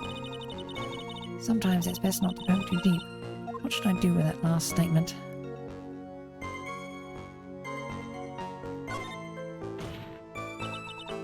Your Honor, what the witness said just now was tremendously important.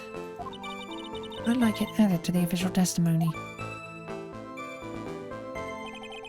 The prosecution has no objection. After all, the defendant is a killer and a mentally unbalanced one at that.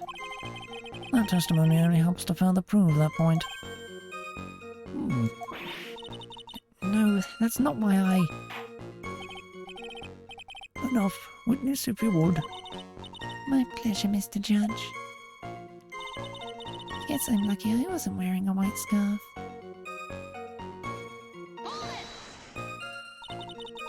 What do you mean by lucky? Well, it's February now. Everyone is wearing scarves. If I had accidentally worn a white scarf like he said... Then you yourself might have been killed. That would be a terrible loss for the world, eh? It looks like you pressed too hard this time, kitten. Mr. Armando? Keep looking around you and you're going to lose sight of the finish line. Justice is blind, but she's not deaf. Sometimes you have to know when not to talk.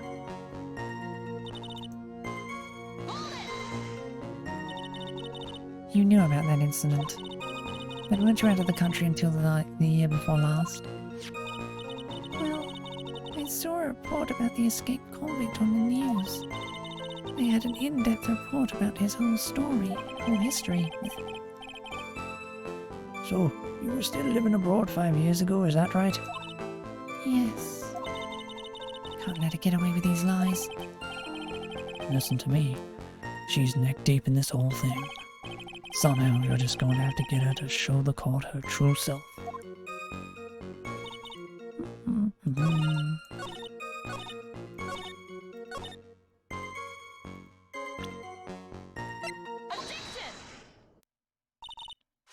Witness, I want you to look at this photo you took. It's hard to see in the photo, but look at the scarf the victim wore as identification. Oh, you're talking about this scarf right here, eh? Yes, that's it. The scarf the policewoman was wearing. I've got her now. Just don't mess up. But that's strange. In your testimony you stated the following. I guess I'm lucky I wasn't wearing a white scarf. White? This is a scarf you identified as belonging to the victim. But it certainly doesn't look white to me. Oh. Well, it was foggy that day, and it was raining as well. It's not surprising that she mistook it for white. Sorry, but not this time. The witness just confirmed that this was the victim's scarf. Yes, but what's the significance? It's true that the scarf doesn't look white, but... There's only one explanation for this mix-up. The reason why the witness thought the scarf was white is...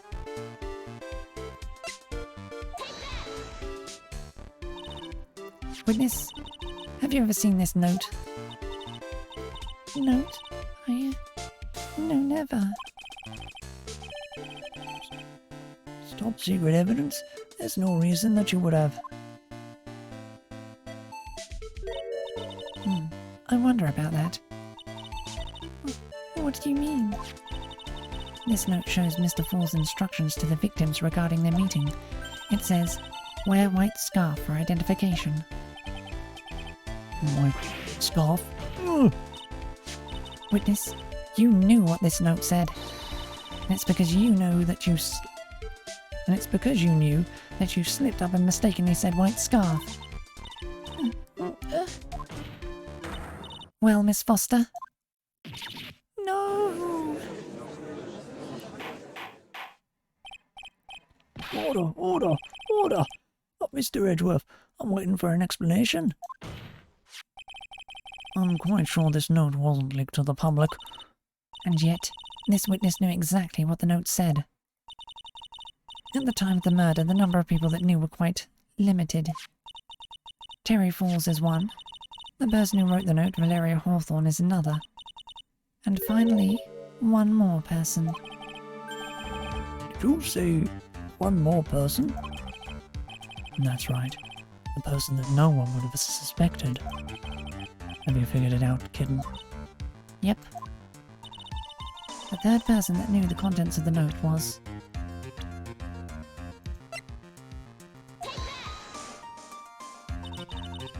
And that person is Dahlia Hawthorne. Dahlia Hawthorne? I've never heard that name before.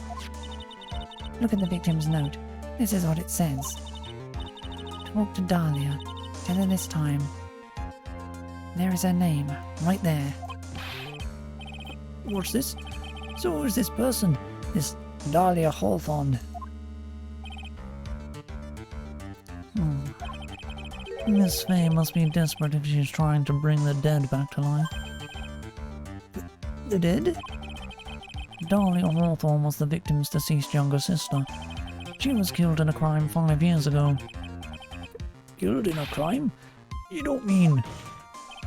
Yes, she was kidnapped and killed by Terry Falls.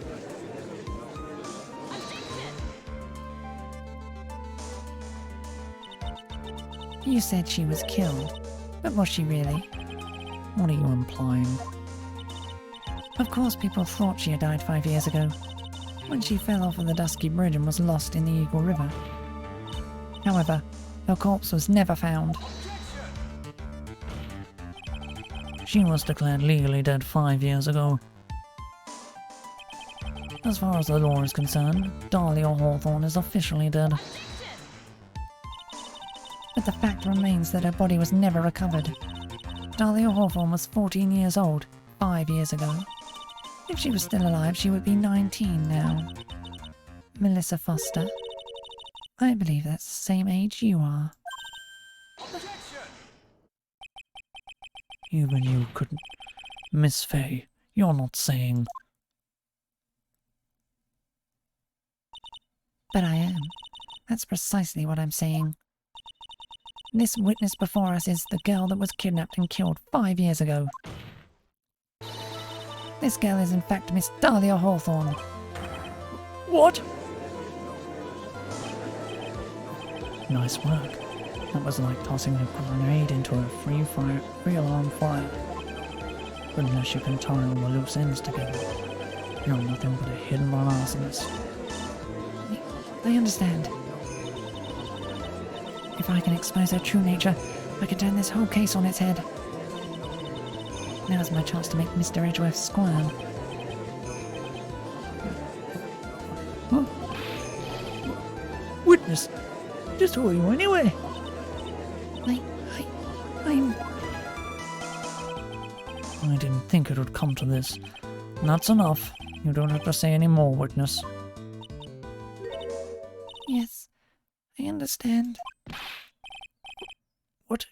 Mr. Edgeworth, explain yourself. Your Honor, I have an admission to make. I honestly never thought the defense would pursue the matter this far. You don't mean...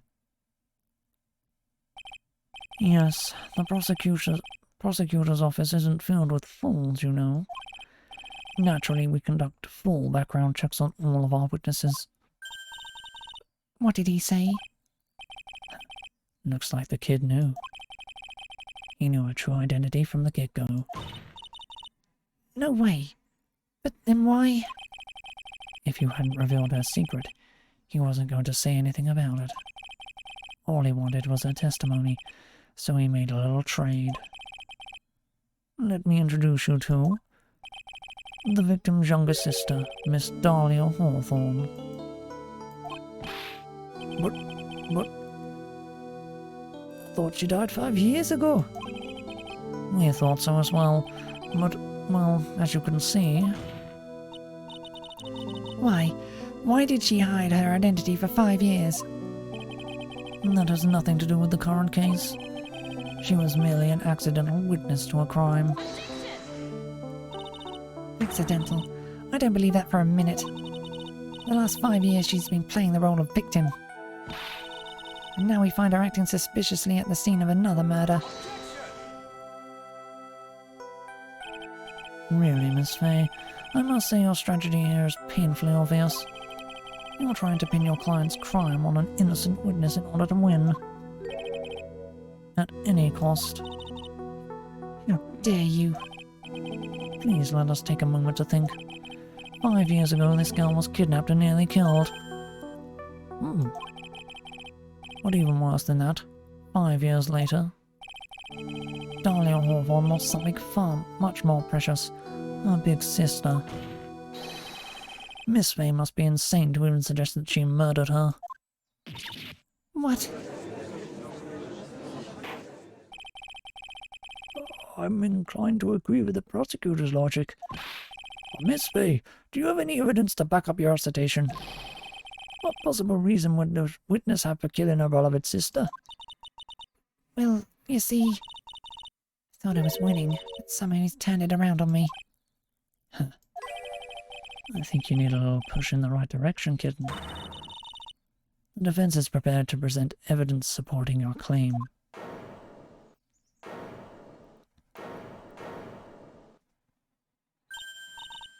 That wasn't me. It was this guy. This crazy coffee addict. I think we've heard enough empty threats from you, old man. What makes you think they're empty, boy? Because your protege looks like she's sweating bullets. I am sweating bullets. You think you're in a tough spot, huh? Of course. Aren't I? No. You've just arrived at the moment of truth, that's all. Whether you win or lose, It's up to you.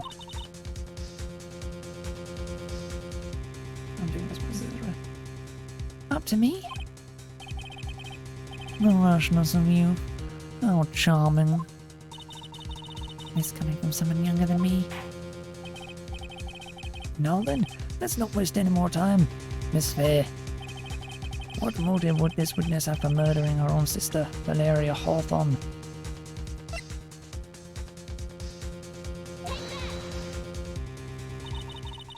The story starts after Terry Fall's escape. He called Valeria and told her he wanted to meet. This is the note she left. It says, "Talk to Dahlia. Tell her this time. The whole truth must come out." Valeria Hawthorne gave Dahlia a warning. She told her she was going to reveal to the world the whole truth. The whole truth? There was a dangerously important secret between Valeria and Dahlia. That's the reason Dahlia felt she had to kill Valeria. To keep her mouth shut permanently.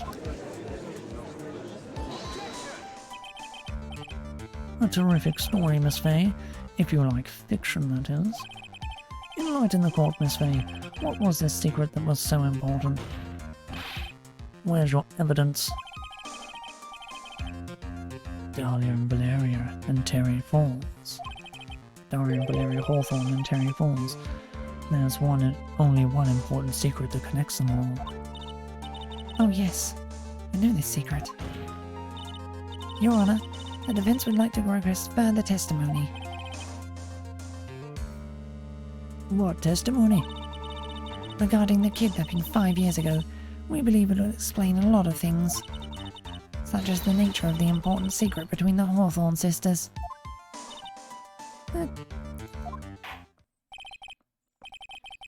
Very well. I grant your request for further testimony. I know it will be painful for you, but can you enlighten us once more, my little maple leaf? Yes, I'll try, Mr. Judge. Putting on the old charm one more time, Dahlia. But this will be the last time you hide behind your womanly wiles.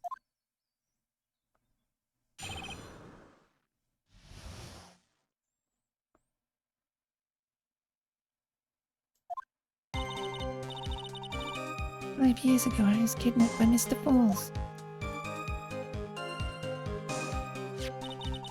The ransom price was a raw diamond. My sister Valerie brought it to the bridge. After she made the exchange, she shot Mr. Falls in the arm.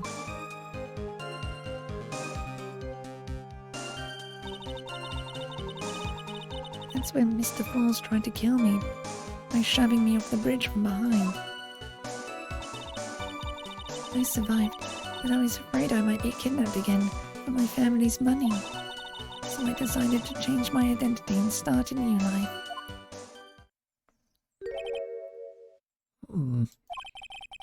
The kidnapping left her emotionally scarred. With her sister's help, she left the Hawthorne family and started all over again. And we're to believe after all that she murdered her sister? Preposterous. Thank you, Mr. Edgeworth. Miss Fay? Yes, Your Honor? As you've heard, the witness is still traumatized from the kidnapping. I'll ask you again to be extremely gentle in your cross-examination. Mr. Edgeworth got the jump on me again. We're not allowed to fight, then let's twist some arms. Listen up, we've still got that info, that ace up our sleeve. What info? Come on, kitten. Don't say you've forgotten already. The fact that the kidnapping 5 years ago was staged. That's right. It was a fake kidnapping.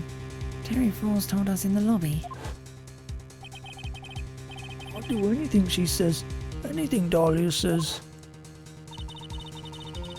What you're saying is that the kidnapping 5 years ago was planned by... Yeah, me and Dahlia. And Valerie too. Yes, that's it. The fake kidnapping is your best shot, Mia. That's her secret.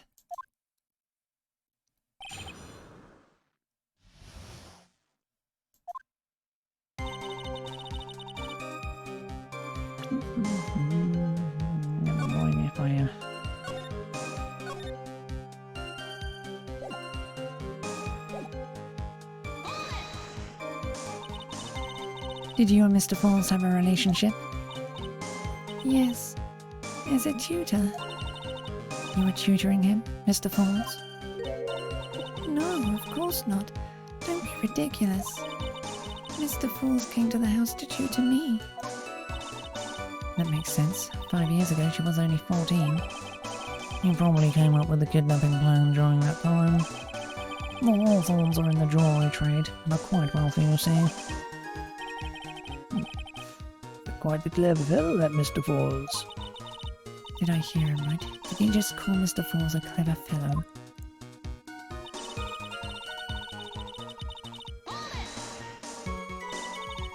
I heard the diamond is valued in the neighborhood of $2 million. $2 million? It was still uncut, so it was about the size of a pint of milk. A $2 million pint of milk. I don't know what to think about that. The defendant demanded that her sister Valerie make the exchange, not as a detective of course, but as an individual. By the way, I want to ask you, Mr. Edgeworth, why do you think he wanted to make the exchange up there on that mountain? If he ever got surrounded, it would be hard to escape. There's one thing a kidnapper wants to prevent, and that's police involvement. In a place like that, it would be easy to tell if he was being followed. With only one entrance to the mountain, he was ensuring his safety. What a wickedly clever man that Mr. Falls is. Yeah, right. It was all your plan. Anyway, Valeria brought the diamond to the mountain and...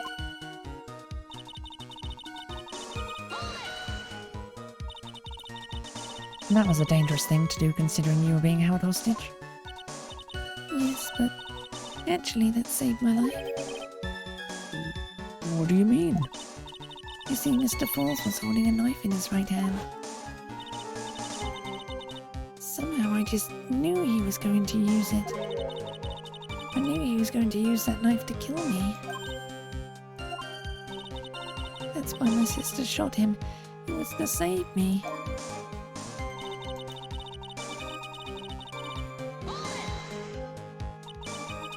I'd like to hear more about what happened right after that moment. When Mr. Falls was shot in the right arm, he let go of me. I was dazed. I turned to try and run away, but Mr. Falls turned to grab me as well. As I ran past, he and I locked eyes for a second, and he gave me a large, bloodthirsty grin. Bloodthirsty grin? Oh! And in the next instant...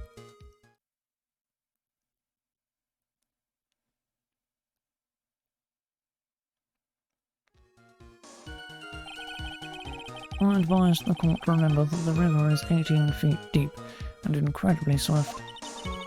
I was a strong swimmer, but I was knocked out. When I came to, I had been carried away by the river to a strange place. I'll never forget that day. The crumbling bridge, nowhere to run. And just one little shove from behind. That was it. Before my sister could catch me, I fell into the river.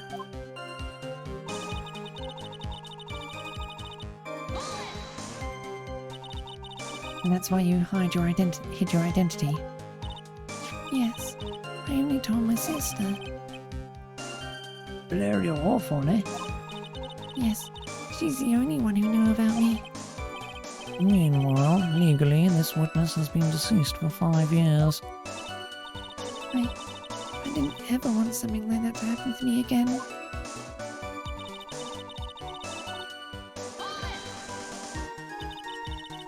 And that new identity was Melissa Foster, right?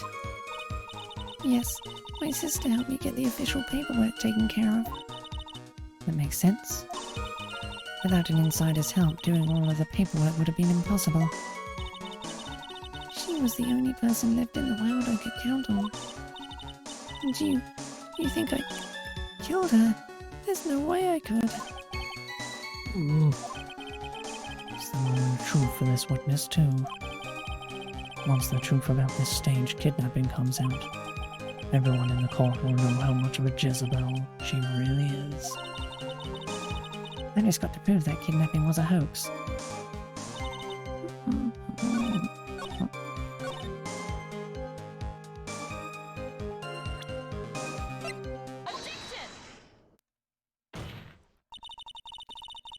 You say that Mr. Falls pushed you into the Eagle River. However, that's hard to believe. But it's true. I felt a push on my back. I'm certain of it. It was Mr. Falls. I'm sorry, but I guess I wasn't clear enough. I shouldn't have said that's hard to believe. I should have said that's impossible. Impossible? I asked that the court recall the condition of Dusky Bridge, now and 5 years ago. The bridge hasn't changed one bit these last 5 years. If someone had pushed you from behind as you've been claimed, instead of being carried away by the river, you would have been smashed by the bedrock below. Most certain death. Do you understand now, Dahlia Hawthorne? The very notion that my client pushed you from behind is impossible.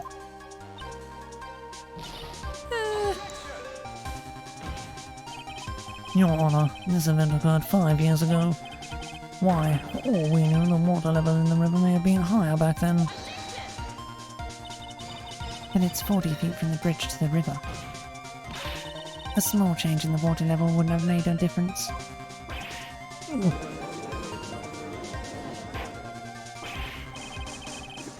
You're right. If the events occurred just as the witnesses testified, then the defendant couldn't have pushed the witness into the river. Young lady, what is the meaning of this? You see, Just a moment, Your Honor. It's true that the witness testified that the defendant pushed her into the river. However, she never stated that she fell from the back end of the bridge. What do you mean? After being shot in the arm, it's plausible that Mr. Falls panicked. Therefore, he could have unwittingly pushed off the side of the bridge.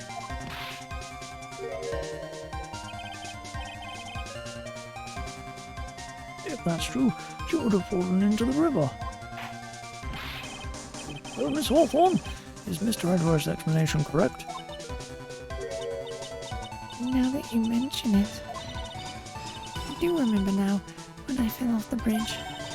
My skirt got caught on one of the bridge's side wires. You can't be serious. Order! Order in the court!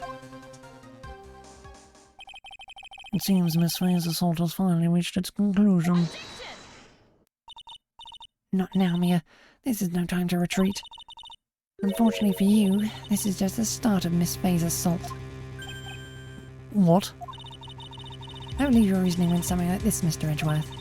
After being shot in the arm, it's plausible that Mr. Falls panicked. Therefore, he could have unwittingly pushed her off the side of the bridge. However, once again I'm forced to say that's impossible. Ridiculous. What's so impossible about it? Because your flawed logic contradicts the court record.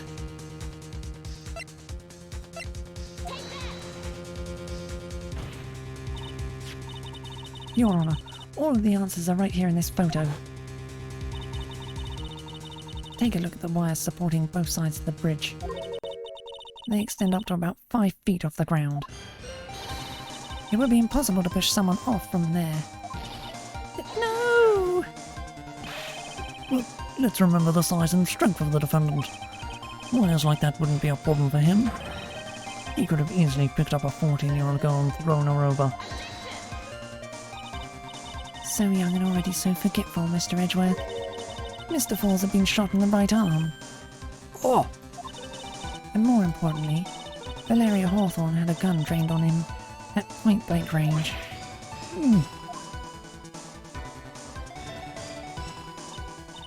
So, Mr. Falls throwing the witness off the bridge, that is clearly impossible.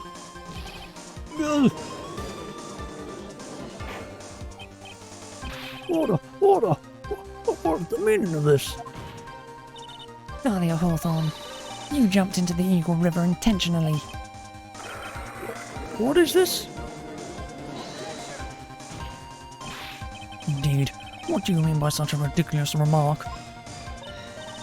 Yes, it's ridiculous. My sister was there to help me. She had a gun and handcuffs. She could have saved me. Jumping into the raging river like that would have been suicide. Perhaps, but still that's exactly what you did. You were probably confident that you could handle the swift current. But even more so, the witness had a much more compelling reason for jumping into the river. Hmm? Then what was it? What was so important that she'd want to jump into the river? The witness is still alive. This fact alone explains everything. This is why she risked her life by jumping into the rapids of the Eagle River.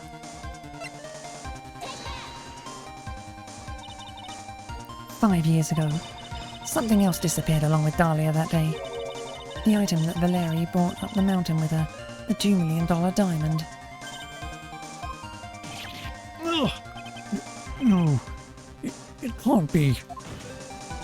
Yes, Dahlia had it all planned from the beginning. The $2 million, she was going to keep it all for herself.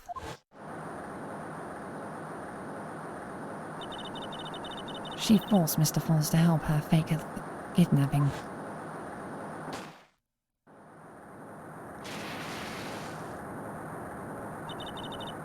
At the last minute, she betrayed him and threw herself into the river, with the ransom tucked away safely in her backpack. Why, that's simply ridiculous. Order! Your Honor, 5 years ago, the witness was only 14 years old. Do you really think a 14-year-old is capable of such a demonic plan? This woman is a demon. And there was one more person who helped make her a demon out of her. Her sister, Valerie Hawthorne. You mean the victim was involved in the kidnapping plot as well? But she was a detective then. You're saying she participated in her sister's kidnapping? Precisely. I'm sure that it weighed heavily on her conscience for the past 5 years. And this is the sole reason behind the victim's murder. What do you mean by that? On the day of the murder, after receiving the phone call from Mr. Falls, Valerie called her sister Dahlia. And then she told her what she was planning to do. Planning to do? She was going to tell the whole truth, as she wrote in her note. That is what sealed Valerie Hawthorne's fate. That is when you hatched your demonic plan to kill 2 birds with 1 stone. A plan that would ensure neither of your accomplices to the kidnapping would talk. And that is why you killed your sister, Valerie Hawthorne.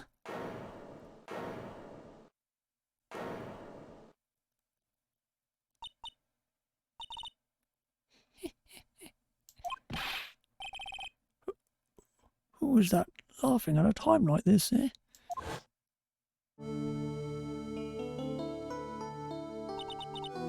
Forgive me, it's just hilarious. Witness? Is that you? You amuse me, woman. Miss Mia Fey. You can certainly weave an exciting tale. Naturally, you have the evidence to back it up, don't you? Evidence? Evidence that I planned the kidnapping, of course. That at 14 I plotted it with Mr. Falls and my sister. Well, And one more thing. What happened to the $2 million diamond? If you can't provide evidence to at least show that. Well, Miss Fay? I don't know. What a joke. You, Miss Fay. Are you stupid or something?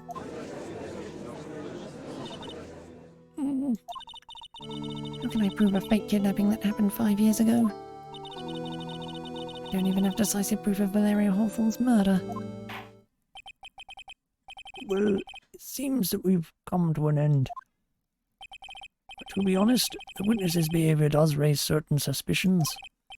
However, I am forced to reject the assertions made by the defence. Of course you are. Is this it? Is it really over? That girl has made a fool of me and there's nothing I can do about it. Huh. Without evidence, the trial is over. Who decided that? Mr. Armando? Come on now, kitten. Haven't you figured out that you can make your own rules? For example, even if there's no evidence, there's still testimony. Testimony? On the day in question, Dahlia Hawthorne murdered her sister Valeria Hawthorne. She hid her body in the trunk of Mr. Fall's stolen car, and then went to meet with him, disguised as her sister, Valeria Hawthorne. That's what you think, right? Yes, that's right.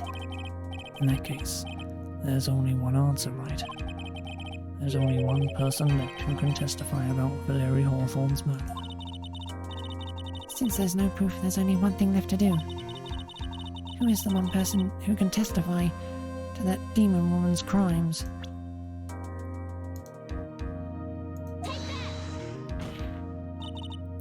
Your Honor, the defense wishes to call a new witness. A new witness? Yes, we would like to hear the testimony of Terry Falls. The defendant? There's only one person that can shed any further light on the situation. Only one person that knows what Dahlia's role in the kidnapping was. Only one person who can say whether the person in the photo is Valeria Hawthorne, or whether it was in fact her younger sister Dahlia disguised as her. There's only one person who can solve this riddle once and for all. And that person is Terry Falls. Mr. Edgeworth, what is your take on this?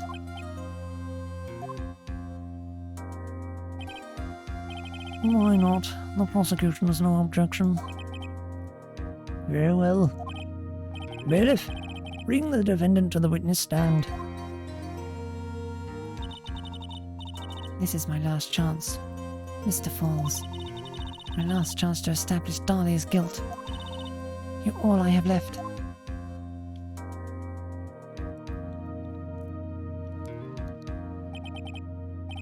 Defendant, you've heard everything that's been said up to this point, yes? I don't believe it. No way. Dahlia died 5 years ago. Larry betrayed me. Mr. Falls, I don't know what she said to you 5 years ago, but one thing is clear. Dahlia is very much alive, and you were used for $2 million. That's not true. Mr. Falls, there's only one question I want you to answer. Want the answer to? 2 days ago on Dusky Bridge, who did you meet? Was it Valeria Hawthorne, or was it Dahlia Hawthorne? Dahlia, did you betray me? 5 years ago, she promised never ever betray each other. Terry? Dahlia? It's true. You are alive. You don't trust me anymore. That makes me sad. Tell the truth. The real truth. I believed in you. I shouldn't need to say it. You should already know. But there is one thing that I will say. My life is in your hands right now, Terry. Dahlia. I will allow Mr. Falls to testify once, and only once. Well then, Mr. Falls, yours will be the final testimony in this trial. Witness. I'm sorry. I apologize. Water. Please, water. Can't talk. Need water. Oh well, I guess it'll have to be my coffee instead.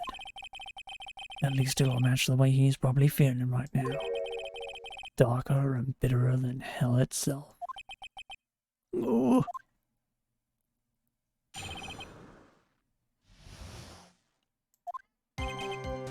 That day, 4 p.m, I stopped the car. I was in front of Bridge. She wasn't there, so I waited on Bridge. I watched my car from Bridge. I never put nobody in that car. Finally, one woman came. She stood front of me. We talked, then she left. That was Valeri, not my Dahlia. Mr. Falls, you're covering for her. There. Do you think she would do the same for you? That's enough, Miss Faye. His last statement was a fitting way to end the final testimony of the trial. Well then, Miss Faye, please proceed with your cross-examination. Is this how you want it to end, Mr. Falls? Another guilty verdict to go along with your death sentence? There's only one person who can stop it. You, kitten, I think.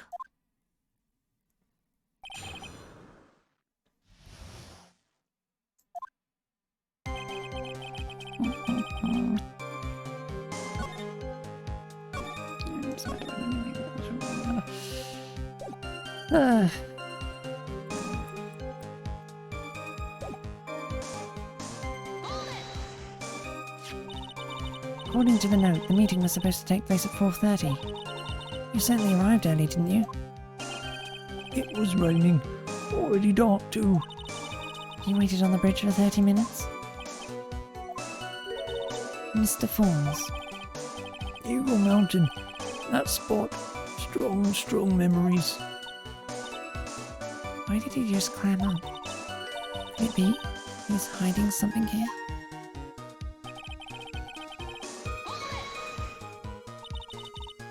You were quite early, so you waited on the bridge, correct?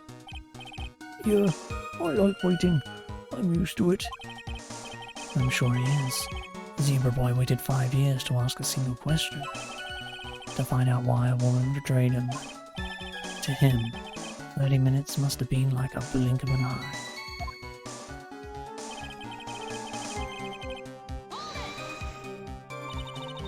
You were watching the car? That bridge, other side is broken. Nobody can come from there. So, I was watching car.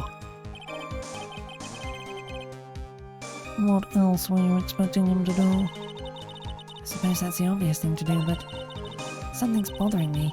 I'm getting that feeling. Contradiction. I wonder what's on the other side of the broken bridge anyway. No one lives there. There's a small shrine up on the mountain, but that's it. Anyway, nobody came. No car, nothing.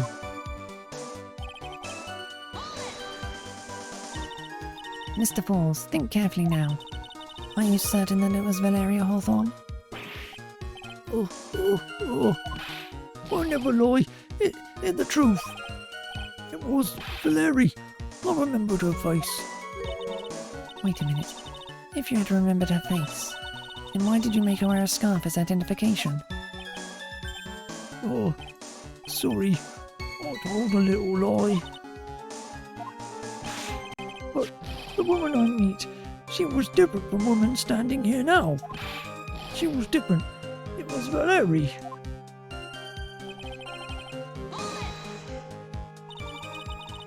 What did you talk to her about anyway? Mr. Falls? Valeri told the truth about the kidnapping 5 years ago. She said someone needed to take the blame for it. It was all I could think to do. She said that. That's why she lied. Got me the death penalty. And were you satisfied with that answer, witness? Dahlia died. It was my fault. I don't really remember. Maybe I did. Maybe I did push her in. It don't matter no more. Either way, my Dahlia, my sweet teen angel, dead. But you just saw that she isn't dead. After Valeri talked to me on bridge, nothing left to live for.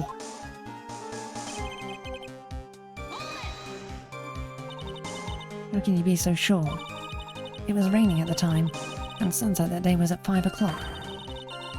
It would have already been pretty dark on that mountain at 4:30. Please, Mr. Falls, this is your last chance. You've already taken the fall once for something you didn't do. That woman, it wasn't Dahlia. Stop right there. What more needs to be said? Even if it means the death penalty, even if it means taking the blame for murder, you'll still do whatever is necessary to protect her, won't you, Mr. Falls? I know it's obvious, but he's clearly lying. He's been cursed by Dahlia Hawthorne. He'll probably go to his grave still believing in her. Mr. Falls, Even if you can show he's lying, the poor guy will still be cursed. You'll still have to point out the contradiction anyway. That's the curse of being a defense lawyer, I guess.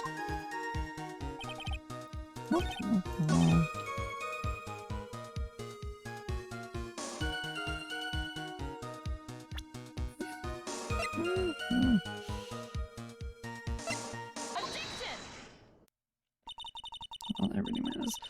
So, when you got to the bridge, no one had arrived, huh? So you waited on the bridge. You're sure of that? Yeah, I'm sure. You're sure, huh? Well then, I'm sure too, Mr. Falls. I'm sure that you're lying. What? What?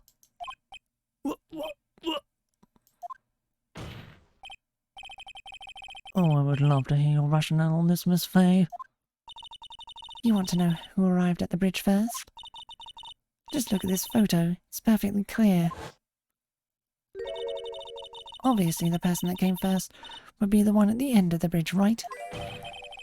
But that's the victim at the end of the bridge. Precisely my point. In other words, Mr. Falls, you must have arrived at the bridge after she did.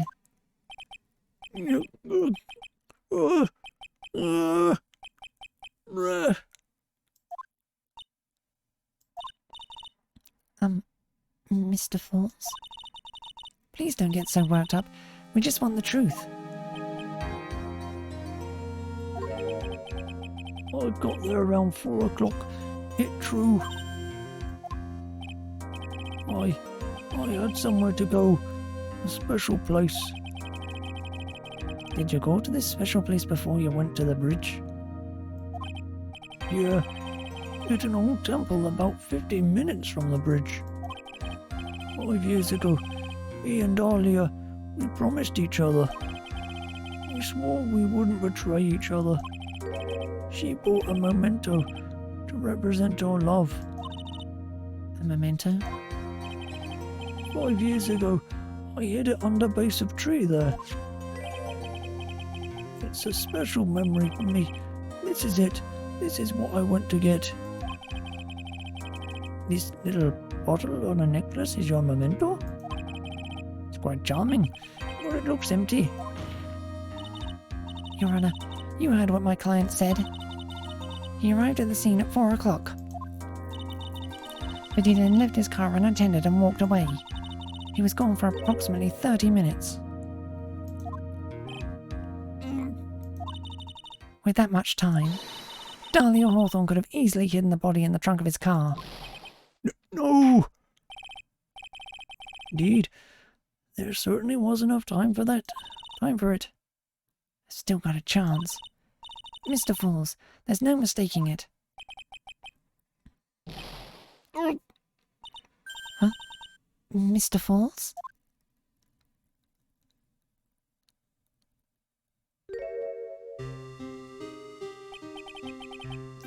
That's enough. Please. witness? I promised her 5 years ago. If it ever happens that we can't trust each other no more, then we're supposed to drink bottle.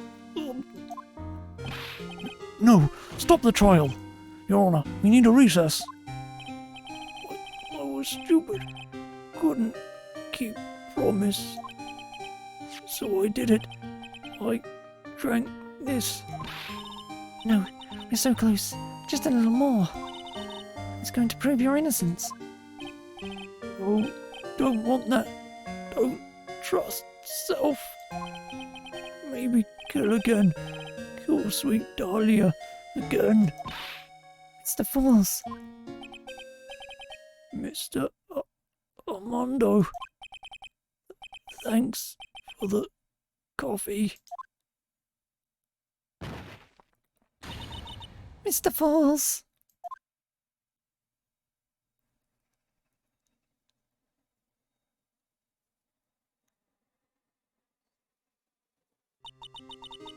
And so, my first trial ended, suddenly and tragically. It ended with no winners, only losers.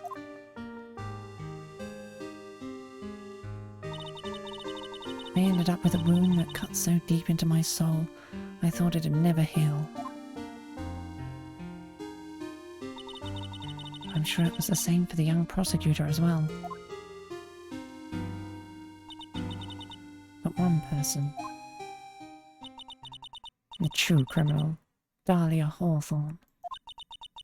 She left the courtroom with a secret smile on a demonically sweet face.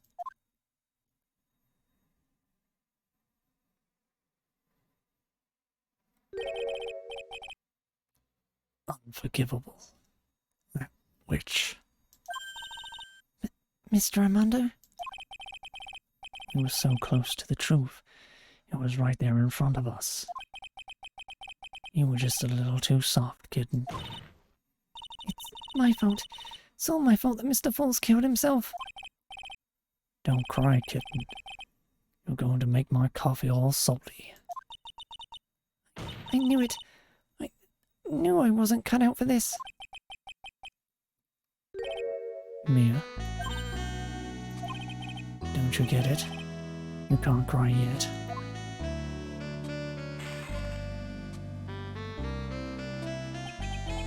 The only time a lawyer can cry is when it's all over. Mr. Armando?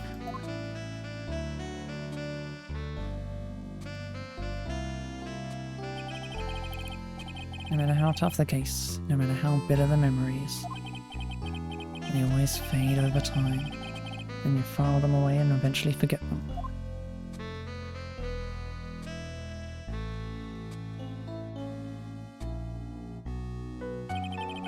1 year later, in this very same courthouse, I myself got wrapped up in that case.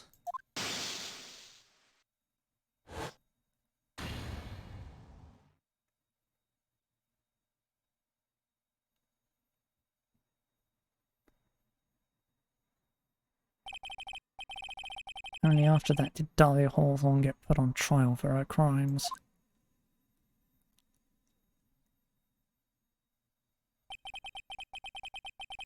And the verdict that was ultimately handed down to her was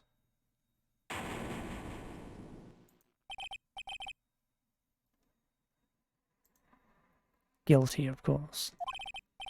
Naturally, when the verdict was read, she had a perfect, angelic smile on her face.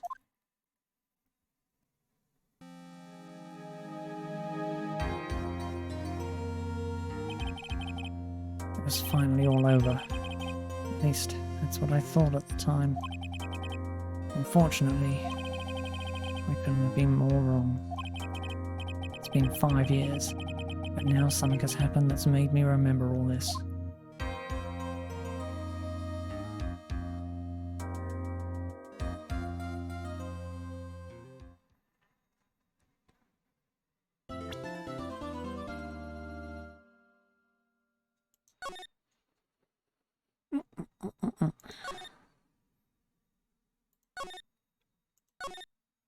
It's case 4, yay!